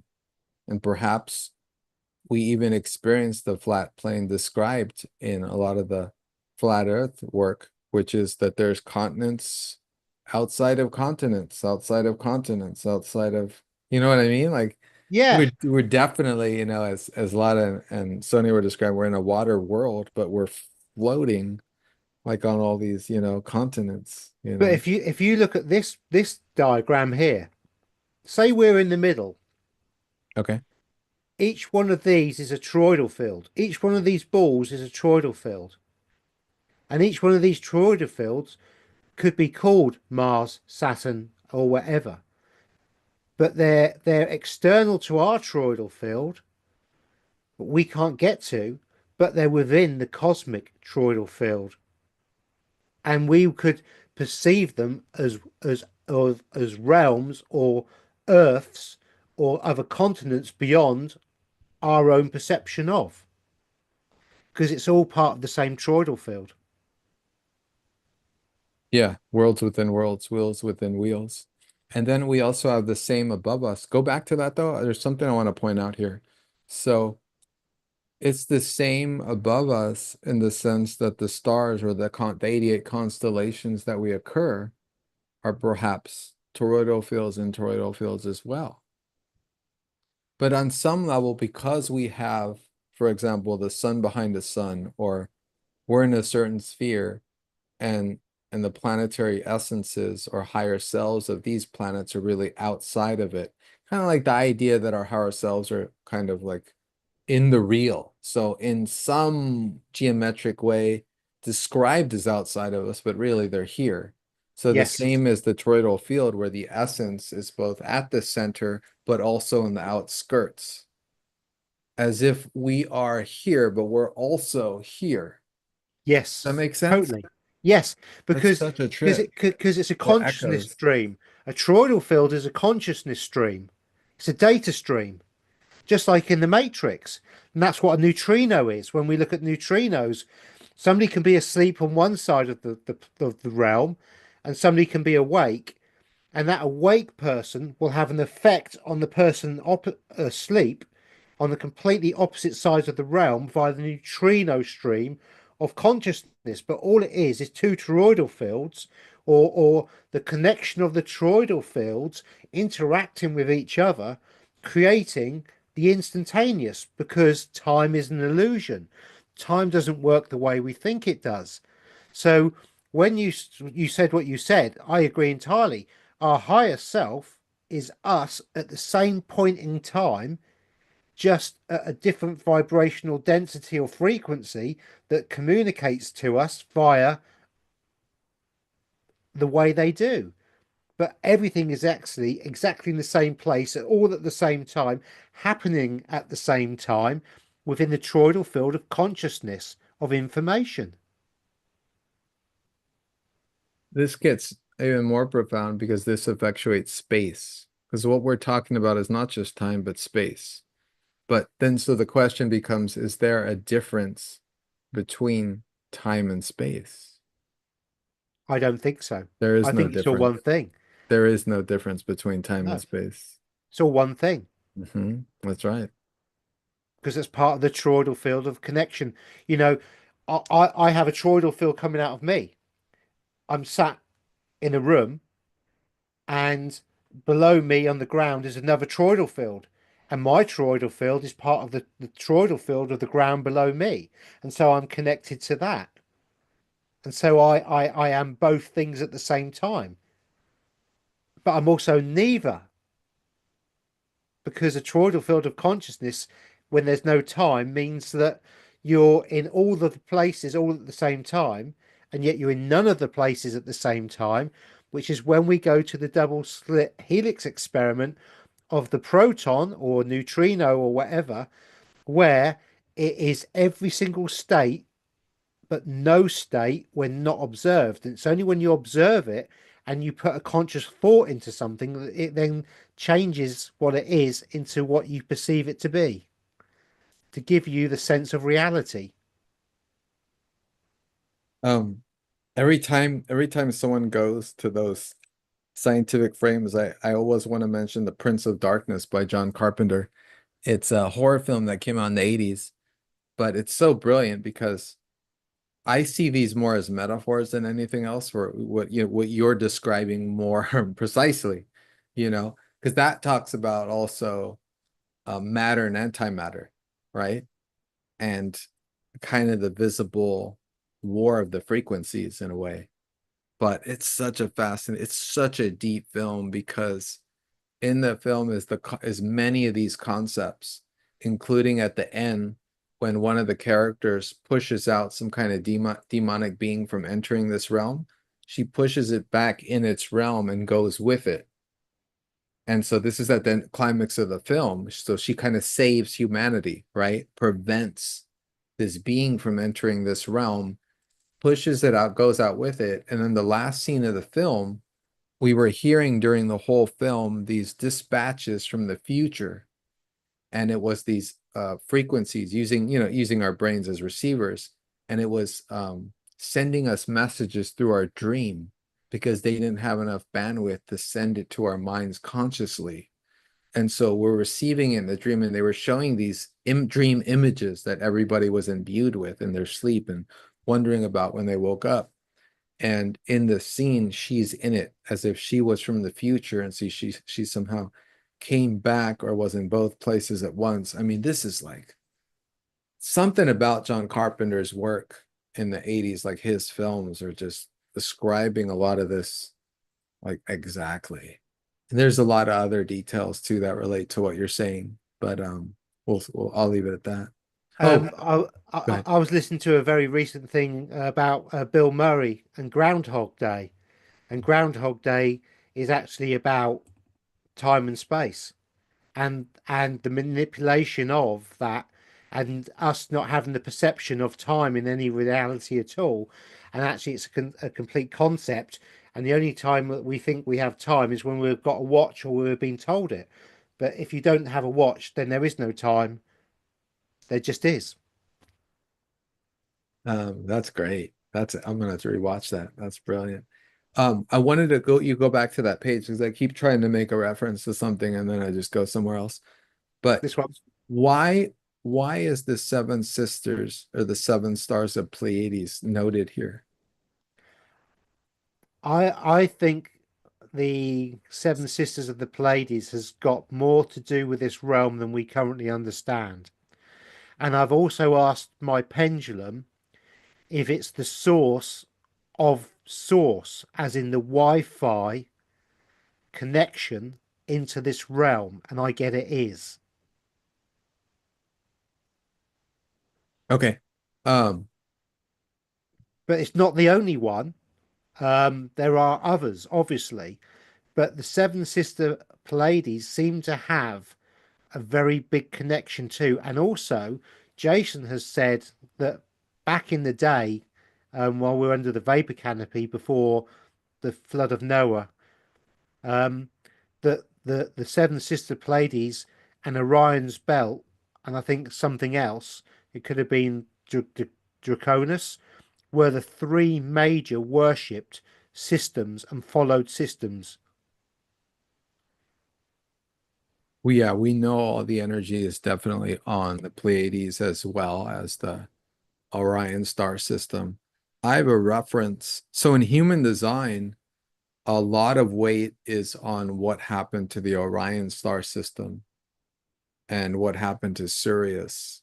And I'm just looking for a message from Nancy that she sent as a reminder of what occurred with the star of Sirius being destroyed by some kind of outer external um, star, kind of leeching, sucking from it, vampiring it, and that happening to our realm and thus influencing us and the direction of our devolution, as opposed to our evolution, to use I scientific wonder, terms. I wonder if the destruction of Sirius would have been the lockdown into this realm that we currently have. I think I think that would present perhaps a culmination of sorts amongst others, because this has been going on for some time, is my understanding. And we know we have layers of this. So I know that the Pleiades has a whole level of interpretation and awareness into this, and I'm not remembering the reference. It wasn't in human design, it was in something else. But in human design, there's also reference to the moons of Jupiter. Yes. And in human design, like Jupiter is given a little more precedence. Well, I mean, so it is in the mythology, because there is the talk of Saturn and Jupiter going to war and whose realm this really is. And you and I were talking, and I don't know if this is in order of your PowerPoint, but we were talking about Zeus, as Jupiter, and the war with Saturn. But maybe we'll get to that. Let's go Yeah. on, because let me ask, how many slides do you have in your presentation, just to get a sense of where you're at? 26, but we don't have to go for all, and some of them are quite quick. So, they're just Okay. so this is something I came across a while ago, and this is an interpretation of music and medicine. So, music and medicine are virtually identical, bar two frequencies almost in the way they're depicted. And I thought, that's interesting. I then came across this, and these Algol is a star, isn't it? Sirius is a star, but the depiction of these is in a very similar way to this. And my conclusion was, I think it's related, and I think this is part of the toroidal field or the vibrational frequency within us, and this is part of the makeup of our realm because it connects to music and medicine, musical medicine, and the stars.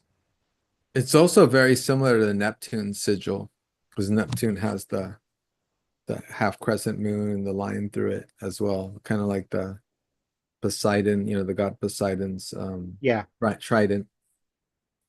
So that's fascinating. Yeah, it's so interesting. There's some of the early sigils of Pluto before they decided on one are very similar to some of these, with the little circles. A lot of these have the small circles, which yeah, is not in any of the glyphs of the planets. In this, for everybody, these are what Gary is showing here, is most of the fixed stars. yeah. But I came across this when I was The most actually important looking. fixed stars, brother. You Yeah, came yeah. across what? Sorry. I came across this, and the music one happened to have been, I don't know, I had the music one, I'd seen that, and then I started researching Capricorn, because the Crab Nebula, for the connection with the Black Cube and the connection with Janus and such like. And when I came across this, it was so similar. I mean, when you look at this one, you've got two arms, U's, and here you've got two arms, and it kind of it seems similar. And that similarity of the trident almost, and of the trident of sound waves again, I just couldn't ignore it. I wonder if like well, because of I wonder if like some of the notes are, in larger scales, right? We were just referring to the Western scale, right? Which is doesn't take account of all the additional tones. Other cultures have additional tones, and probably even the scales of Mesopotamian were at a longer scale, perhaps, because they're taking note of additional tones. I forgot what that's called, those type of scales, but I wonder if there's even more associations with the fixed stars, and what tones they have. I think it's microtones, Yeah, something yeah. like that. Because I think if you layered these over each other, this would create the illusion of the reality of a real realm, the matrix in actual fact. Interesting. Very interesting. We know from sematics that this this realm must be being foisted upon us as an illusion created by the music of it, you know? And we know that there's been a war on the native peoples of this planet from the beginning. And the native people always used the drum sound to connect with the earth, which is the real. And then our modern Western culture is not about the earth at all. It's about cutting off the vanishing points of the earth from the human and occupying the air, just like the Prince of Air, who we know would be, a satanic force. Yeah, And so lifting us off the ground into air, into an illusionary realm where there's no root, there's no ground. So it yeah, takes us away from what we really are, doesn't it? hmm It moves us away from what we are to what they want us to be, which is yeah, part of the illusion, perhaps. yeah. Right. What you got on the next one? I can't see it. Right. The It's next just one is Satan or Saturn and how it all works. It's basically the cube and how the cube works in all of the major religions across the world. And when you open up a cube, you can create a cross, which has Christian. You can create a star, a which is, tetrahedron star. Yeah, yeah, particular type of star. yeah. But that star is quite interesting because if we go down, where did I find it? That's the Mercedes Benz Oh, I didn't catch that logo. one. Mercedes Benz. What a trip. I just thought I'd put that one in because it's the six of the six of the six, which is the 666, which is the carbon that Based makes us up. But it's not being. the beast, it's us. Are we crystal based though? Are we becoming crystal based and no longer carbon based? Apparently so. I don't know. This is what Sunya of Tree of Knowledge suggests, and others do, which is part of the Chris code, crystalline Chris code sequence. So if you're enlightened and you've gone through the journeys that you needed to go to potentially, and you've learned what you needed to learn, then you'll be on the Chris code, and we will be physically changing. But those who, how can I put this? Those in code who took the three dart finish, and the three dart finish was part of a worldwide disease that happened in 2020, and the three dart finish was the so-called cure for the so-called um, um, issue in 2020. potentially what was put into their bodies via the three dark finish would be the transhumanism of the cube to lower the vibrational frequency to lock them into the Fibonacci sequence. I'm not saying they are locked into it, but it would be a very good way to make their bodies denser and to slow down the crystal transition in from one to another. Do you understand the terminology I'm using? I'm aware I'm on your channel and I don't want to be saying um, things that would cause issues. Um, no, you said it very, very protected. So I'll see if I can respond to it without saying too much either. So in astrology, or I'll just go in this segue. So in astrology, while we describe Saturn as our apparent reality, we don't describe it as a real reality. What we describe as real is that which is behind. We describe the Plato of matter as Neptune, which is the imaginative fluid that co-creatively creates this in other realms.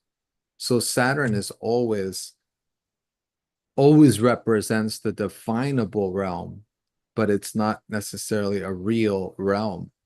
So it makes sense that this attempt to box us in is an attempt to seal us away, an illusory attempt or delusory attempt to seal us away from other frequencies that abound and to put us in smaller and smaller boxes until we're completely contained and disconnected from our sources, which remain outside.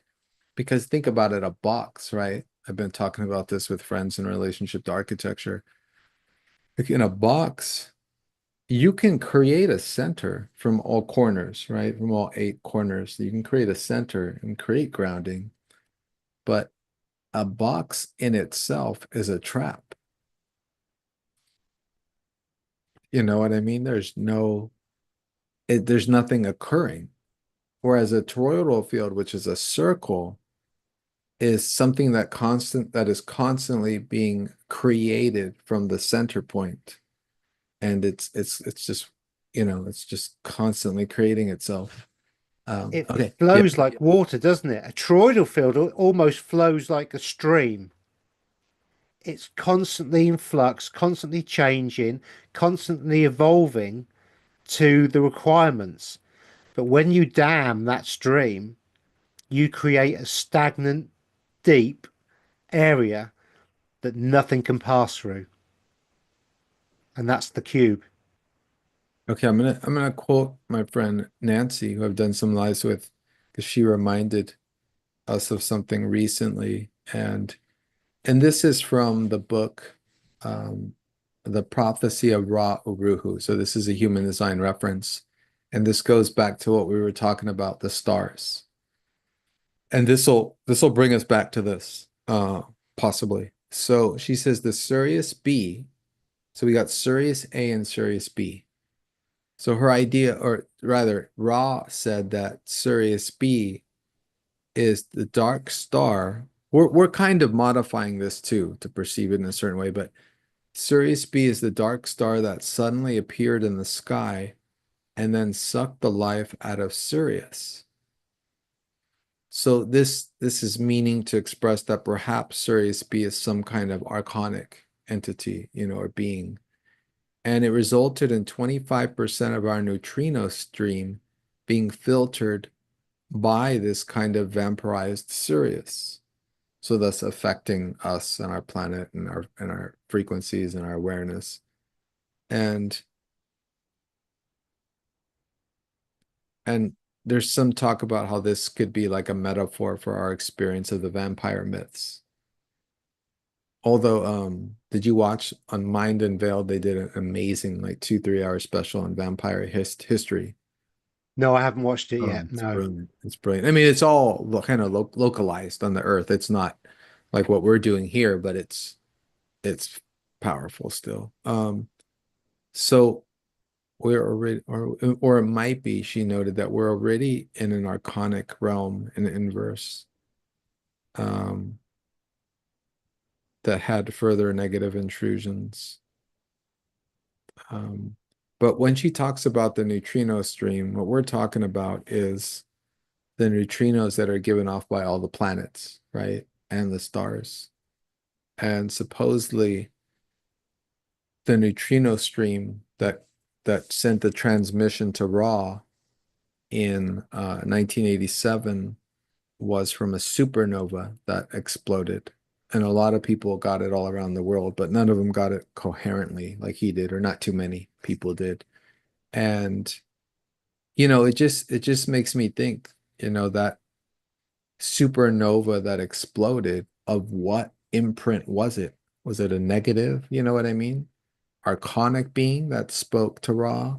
What was it? And also, what is this um, idea or construction or symbolism of the black box? Did that also come from the neutrino stream from Sirius B, right? Kind of infiltrating the neutrino stream of life of Sirius, Yeah, thus kind of, you know, putting us, because this black box symbolism is everywhere. it I is mean, this everywhere. is this is in all the ancient cults. This is in all the I find it everywhere in my reading of history. Like it's in all the civilizations, a lot of the early civilizations, not all, not maybe it's even in the native ones, but we know the native ones were usurped as well, Yeah, especially in South and North America. So another foreign installation, it seems so. If the Fibonacci sequence itself it's all the frequency products of that. yeah. Keeps going back to it every time, doesn't it? Really, when Mhm. you start looking at, and the Fibonacci creates squares. So What? so every time the Yeah, Fibonacci that's it. goes to the next bit, to the next bit, to the next bit, it creates the perfect square. So the Fibonacci is a square within the square within the square within the square.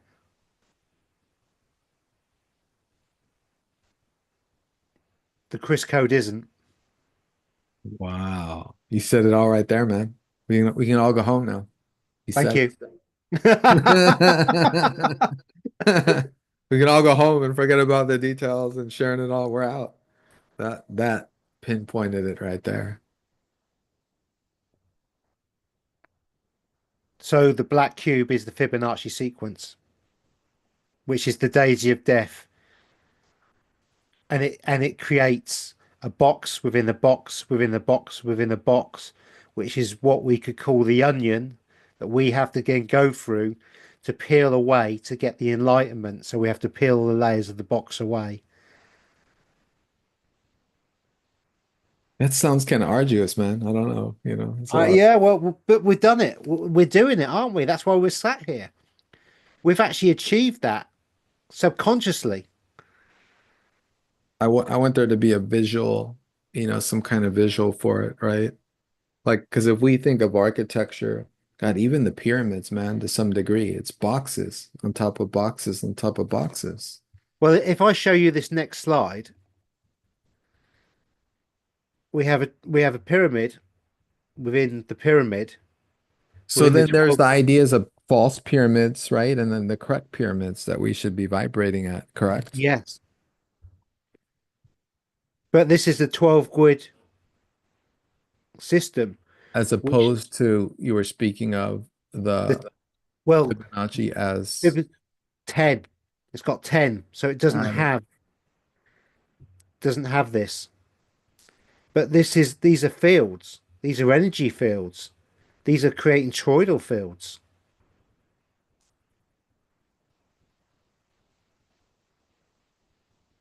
Is this what we want to visualize then in our auric field? Um, I'm not 100% sure. Not this particular image, but something that's very interesting is if we look at this with the pyramid within the pyramid with the 12 grid and we go to this, we can then see the toroidal field around us, which is shown within the eye watching within the double triangle, which is actually That's all the counterfeit system right there, right? We spoke correct. about that. There's the Ouroboros eating itself, no Yeah, source, right? The eye of Sirius B, yeah. perhaps. We have And the then duality of the sun and the moon, the left side and the right side of the brain, the symbols of air and water, and fire and fire and earth. and ether would We be have a there, sigil down at the bottom. We have man and the devil. offering the elixir of life. Omnia Vens Est. Did you do the Latin on that? No, I didn't. I No. could do it right now.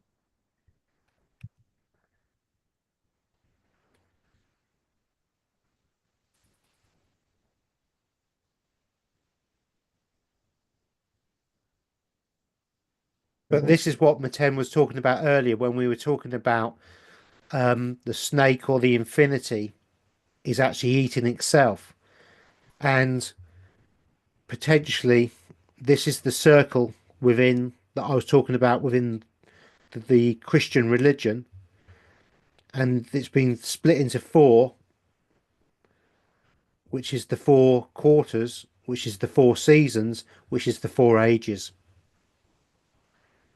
Interesting. Oh yeah, and I forgot all the planetary archons are there too. Yes, they are. And there's some Hebrew there in the bottom part of the circle. If anyone can read Hebrew in the chat, do tell. And then the letters too, the gematria in the circle around the sigil. Very strange sigil. Let me do the Latin.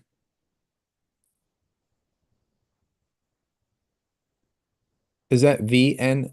Can you read to me the middle part Yeah, of the Latin? yeah. It begins with OMNIA VNVSEST. Okay, got it. Right now it's translating it from the Latin, so I gotta find English. And this is a classic like symbol or imagery, of everything is fine.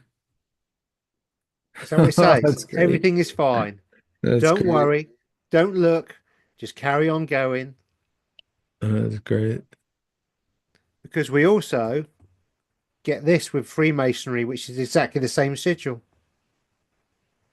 Just the more modern version of what we've just seen.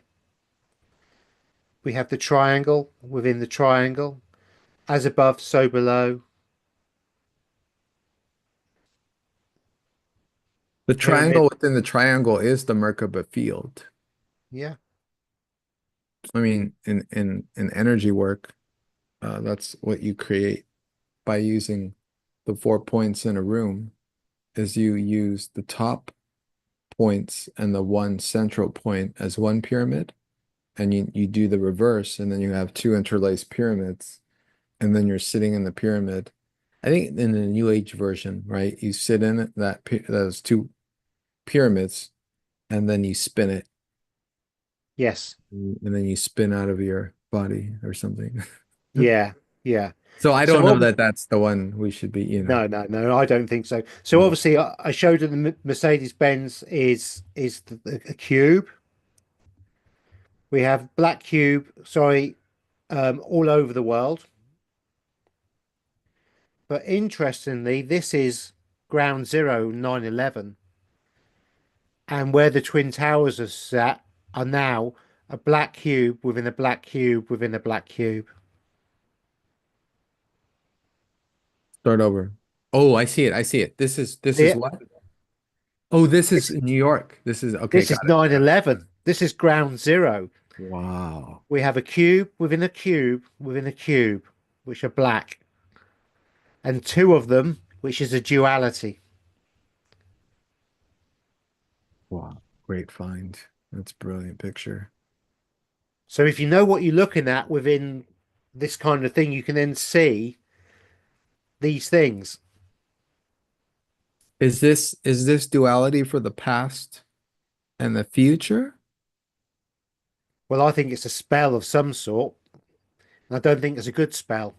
And it'll relate to Janus and probably the Yes. capturing of our minds in time. Because our minds are not our own, thus they're probably captured in this kind of double focus, right? Dichotomous view of the past and future, never in the present, never in stillness. Well, this is a classic Janus event because 9/11 is always a change from one thing to another because the 11 is like the doorway, represents the doorway of going through it. And it's very interesting that Donald Trump was the 45th and is the 47th president, which is 9/11. So he will bring great change as well because he is the 9/11 of the presidents. Interesting. Wow. That's right on. The numerology is right there. Yeah. All right, let's go to the next one. Now, this is the gateway of man, which is Cancer, and the gateway of the gods, which is Capricorn. We come in through Cancer, and when we die, we go out through Capricorn. There's I recently come across some other layers to this in terms of it seems the agreement is that we get out of here through, I mean, this is going to be layers, right? I mean, there's Yeah. there's the sun gate, right? There's other gates that the planets can represent, almost like in the concentric circles around us in this realm. It's almost as if different openings open up at different times, Yeah. or different, just as the planetary movements and alignments, what it reminds me of, as I was telling you, or threatening you with, that I was going to watch the film Cube, right? And go off on it. And so I did rewatch half of it last night. And so in the film, it's great because you have all these characters that just wake up in this grand cube, right? And they don't know how they got there. They just, and they're dressed all similar. And each of them is different. There's one that's autistic, kind of resembling the rave, right? And of course, that one has the solution for what is the math that needs to be done correctly. While one of the characters was trying, first she was trying prime numbers, then she was trying ratios, then she was trying, none of it worked Yeah. Yeah. until the autistic guy was knew how to figure out, I think it was the ratio part, or anyway, it was fascinating, but more to the point is that they were in a square, they were in squares within squares. So they were in a room, and they realized too late that, well, on time, I guess, that the squares were moving inside of the squares. And at each juncture of movement, one would always open up into an escape Yeah. gateway out of the cube. Well. Isn't that interesting? Because we're about to go through that gateway. That's now coming up, I believe. Now, what I showed you here was the gateway of man and the gateway of the gods is actually Freemasonry. And what we have is George Washington here, and the stone up here is actually Capricorn, and this is the coffin, which is the representation of Capricorn, sorry, and the top, sorry, is Cancer. And if we look at the chariot, we have Cancer sitting on top of the knight's head on the chariot. See? The crab sits there. Yeah, yeah. But what's really, really interesting is we have the duality of the pillars, which is Janus, the twin-headed god, How is it, Janus? because all doorways are controlled by Janus, because The sun. Janus is the god of the doorways, who's also the god of the keys. Yeah, we'll go to that picture soon. Do you know that the Thoth Tarot deck are interconnecting and Uh, interlacing? So the Chariot card, the top part that you were talking about, it's kind of gateway at the top, the blue kind of arc, right? So well, that's going to interconnect with another card that you can put in reverse on top of it, and it'll have it'll carry on that motif into the next card. And so all the card decks, the whole deck interlocks with each other. It's fascinating. but also we have this little sigil down the bottom. This little looks like an N at the bottom. I tried to find. That should be I haven't. Hebrew. That should be Hebrew. Well, the N is the representation of the four pillars and the cover. And Oh, to make, yeah, symbolically, right. yeah, symbolically. And we get that on the capstone in Freemasonry a lot. But what we've also got here in the Freemasonry part, which is related to the crab, is the beehive, because the crab is in the bee nebula. Cancer is in the bee nebula. Brilliant. Yeah, The beehive cluster, the beehive cluster is constellation Cancer. fascinating. And what do we have? We have the same kind of sigil or diagram that I showed further back up here, like this, and like this, and like this, which was frequency. That star at the bottom there, the Deneb Algrid, that star right now is conjunct, if I'm correct, the Aries vortex or the Aries vanishing point. So that's affecting us right now. It's very interesting. So there's a frequency coming off that that's having an effect on us. Mhm. Yeah, did you bring up any did you want to go into now the coat of arms I of think we should. I Vatican think that City? would be perfect. Let me go That's the end ahead. of my slideshow, so I'm going to stop sharing anyway. Um, I think we Thanks should. so much. That was amazing, man. Amazing. Let me share this here. Now, Maten and I were talking earlier, before we came on, and we were talking about Janus and the twin-headed god and the connection to all of this. And Janus is the god of actors, but he's also the god of keys. And the Vatican sigil is two keys, which is the duality of Janus. And so the Vatican worships Janus, the twin-headed god, who has connections with all the demonic gods. Fundamentally, it keeps coming back to it.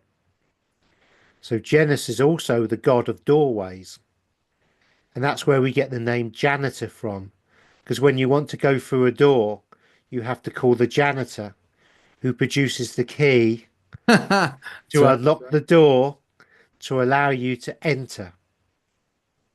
Oh, well said. Wow. And the pillars that we were showing in the Masonic, or the pillars behind me, look, I've got two pillars. Me as That's well. the duality, and so have you. That's the duality of Janus or Janus. That's the duality of. And it's the left brain and the right brain, the divine feminine and the divine masculine, which is also the representation of the sun and the moon in duality. Say that last part again. Sorry, I missed that part. You're So saying duality is representing the sun and moon? Janus is both the sun and the moon. It's Oh, duality. wow. That makes sense because because because Janus is looking in the two directions. two different directions always. And is that why we have two keys? Is this the gateway of the night world and the day world? Yes. And then with the crosses, I will see it as the cross of matter. The fleur-de-lis symbol is everywhere. That's for royalty, I would imagine. Yeah, I think it's Their also some. specific bloodlines. Yeah, but I think it's also magic, black magic, as in a control mechanism, because we see a lot of stars, and I didn't put the picture up with their arms like this. And it's also the skull and crossbones, which Wait, who's relates doing to that? Who's doing that? No, the image. What's the other image that you didn't put up that has that? pop stars, and actors. And Okay. also that goes all the way to Anunnaki, who was the first Egyptian leader to go to a single god, and he has the crossed arm sigil. There's so much about Akhenaten. And I think the Crater Earth guy did a whole episode on Akhenaten and the symbols which he used and how those kind of represented the whole parasite coming into the system. It's Correct. brilliant episode. It's genius. I'll try to add it on the bottom at some point, Because but I don't think it's on YouTube. It's on Rumble, I think. because this is going to really freak you out as well. One of the old names of Janus was IA. Yeah. But you turn it round, the other way round, where most of our language has been reversed. Yeah. What do we then have? We have the most ancient thing that's called forth presently as a modern thing, but it's ancient. We have AI. Yep. Wow. The controller of this realm and the controller of the black box is AI. Metatron's cube is AI controlled system that goes back to whatever point in time. And that also links in, I believe, to Egyptian times when we had the half man, half beasts. Because Chief Ironbush has said quite clearly that they were actually half robot, half man.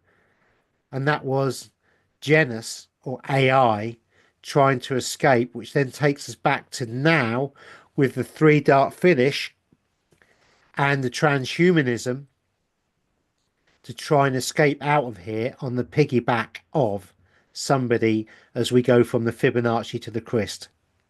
Beautifully said. I'm going to add to that this is something Shane the Ruiner was talking about in his older videos.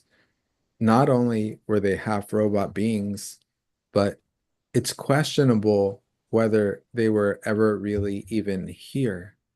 And they're not just like recordings being remote controlled to visually deceive us. Both remotely controlled, passing the Janus doorways of both the dream and the waking. Imagine that. All the But monsters are remote controlled, you know? yeah, by AI. Because Wow. again, I'm sure it was certainly something that we used to do in the UK years ago. Because January is actually called January after Janus. And the 1st of January is homage to Janus. And what do we do on the 1st of January? You open the front door and you open the back door to let the 1 year out and 1 year back in. You open the gateway and allow Janus to walk through your house from one dimension to another. Wow. That's brilliant. That's brilliant. Now, anybody who's really interested in Janus, there's a guy called a YouTube channel called Black Sheep, and he does a Janus 101. So Black Sheep, Janus 101, and this will blow your mind because I haven't even scratched the surface. And I think it's about 2 hours long, an hour and a half long, and he doesn't stop and he puts it all together. Yeah, I watched that. You shared that with me. Definitely check that out. It's brilliant. He just goes through it. and I think it's a good time for me to stop sharing this. I agree. I agree. And it's probably a good time for us to pause proceedings because we've been going on quite a while. I'm gonna do one more thing before we do though. Yeah. So I'm gonna share. Oh yes, your amazing picture. So my The black. tapestry here is from a recent Achilles album. This is the House of the Black Geminus, right? Gemini, ruler of Gemini, right? So that would be Janus. And so I don't know how clear you guys can see this. I have a red infrared light bulb on it, and it's a red and black image. And so what you may or may not be able to see, but if you look up Achilles, the metal band, and you look up their imagery on Facebook, you should be able to see this. This was a tapestry they're selling. It could be on their website too. Anyway, so it's their latest album, but it's left-hand path. They definitely study the left-hand path. They're deep into certain left-hand path mystics, I never remember, but anyways, another time. And so there's two Latin phrases. There's two doorways. On one of the doorways is a Janus face. It's like two faces in different directions. And that's over there. And then we have the gateway there. And then on this side, we have another gateway. In Latin, that side means, I wrote it out because you're not going to be able to see the Latin from afar. Aram duem in fair, which is bring the altar God. So that's on the Janus, that's on the feminine side, because we have a Venus representation on top of that gateway. And on this side, it says, then write it down, quo modo manus, which is how do you stay? And on this side, there's on the image is a mask with no eyes, and then the two eyes are on the side. And then you have this inverted maze you see that points down. And on top, you have a serpent meeting a dragon rooster hybrid image. And then there's a mercurial figure with a spear on my left as well. And there's branches. And it's like a column, it's almost like a Roman column here. And this is two Roman columns with some symbols on it, two Roman columns on that side. And it's some kind of building with an upper part. Not sure what's behind it. There's some branches, some tree branches you could see. And anyway, just figure I'd share this interesting left-hand path representation. Oh, and the soldier, of course, in the foreground with his helmet on the ground and his sword on his left. And also on the pillar in the front, there's some ram symbolism. There's a griffin, and there's some other images I can't quite see. This might be an owl in the center. And on that one, that looks like a swan almost, something like that. And so, yeah, I just thought I'd share that real quick with you guys. Very interesting left-hand path symbolism for Janus. Because isn't the left hand brain masculine and the right hand is the feminine? Correct, correct. So two gateways here, right? Two directions. And so again, we have what Gary's talking about, almost like how you were discussing at the end, almost like a foil, right? On the maze to the center of your higher self. It's like if you picture the movie Labyrinth, right? All kinds of foils in the maze, all kinds of traps. Just think of any film which has mazes, The Shining, right? All these mazes are kind of like metaphors for being lost in your own mind or your own soul and where to find the way out of here. And so this would be like a block represent a false kind of representation of an exit way, or maybe the true, and maybe you pick which side, or maybe there's something other behind it. As I said, there's so many layers to interpret this, There is. There but is. but It's yeah, cool. fascinating. It's Yeah, fascinating. I think we're going on 17 hours, it seems. Yeah, no, I think we nearly hit the 20. I think we did well. All right, man. It's been great. Well, Thanks so much. Thanks so much. I mean, you did that wonderful PowerPoint, man. Thanks for sharing it with us. And Well, I mean, we kind of discussed the rate we wanted to go, and I had a few images. I didn't want to overload it, and there was discussion points, and I think it flowed quite nicely. So, and thank you for your amazing mind, and the way you can put everything together in a completely different way to me. But we come from two completely different angles, really. But we're so complementary, which kind of just shows you that when you really look into this kind of stuff, it is the path is quite clear often. Yeah, amazing, man. There's so much here. Now I don't have to defer too many people to other videos because we got it all here. We got a We lot of have, plus the sources outwards. yeah.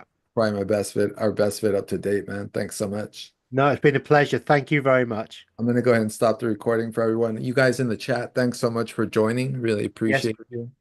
Yeah. Thank you very much. I do apologize. I haven't looked at it, but to concentrate on what I'm doing and try and get everything across, I have to concentrate, and reading takes too much effort for me, and I lose my thread. And I really didn't want to do that tonight because I knew it was going to be a big one. So No, I needed you to keep going so I can just add in here and there. Twilight Mist added something pretty amazing. She said January is the dead month, the days that yes, are not recorded in the Roman calendar system too, but are observed as a break, pause, and observable calendar time, just like you said, just like you noted in your own words. It's a trap, it's a foist, it's a foil, right? yeah, Of Janus finding its way in and out. yeah, All right, man. Thanks so much. I'm fascinating. gonna press stop and then we can keep Yeah, chatting. Press yeah. stop on Thank you yours. very much, everybody. Blessings. Please like, share, and subscribe. Really is. Tell them your YouTube channel, Gary. Yeah, my YouTube channel is Alternative Interactions, and I've also got a Telegram channel of the same name. And on the Telegram channel, I do put up all this information, so it's uncensored, and you get the whole lot. So all the images and all the bits and pieces are all there. So All right, man. Thanks again. And mine is plutonicplanes.com. You guys know me. And we'll see you guys next time. bye, everyone. Thank you. Bye.